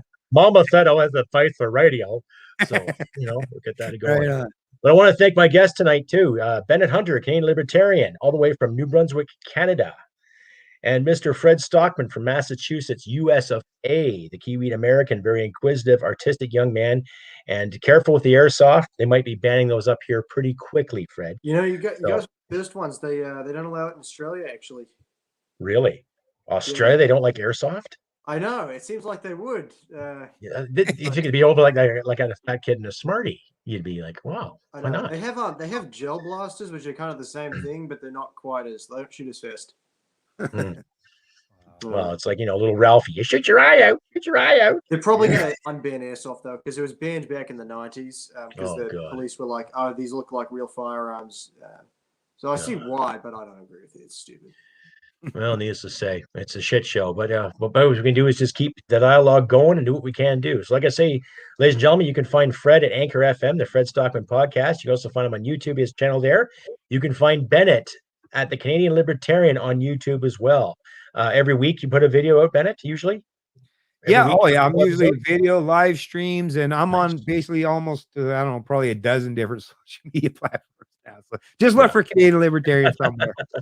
Right on. You can find me too, CrustyCanuck.ca.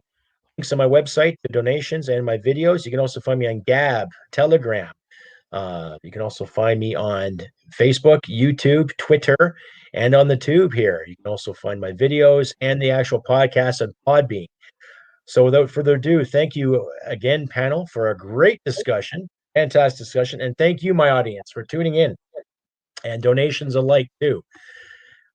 Probably Monday or Tuesday, I'll have another episode up. If you want to catch me again, I'll be on the Adam Daniel Mazet hidden stream or hidden gem live stream he does every week. I'm part of the panel there, so I have a good talk and a good chat. Tune in me there. If not, pay attention to my community page and Facebook page for updates on my next episode coming up either Monday afternoon or sometime early Tuesday. And next week, I'll have another episode of the Crusty Canuck Thursday Fastball, guest yet to be determined, but I'll get that posted for the community page as soon as possible. So, ladies and gentlemen and panel, thank you very much for coming out. Without you, this show would not be where it's at, and it's only getting better. Like I always say, look after your friends and loved ones. And remember, humanity and merit wins the day. Take care, all. See you next time. Cheers.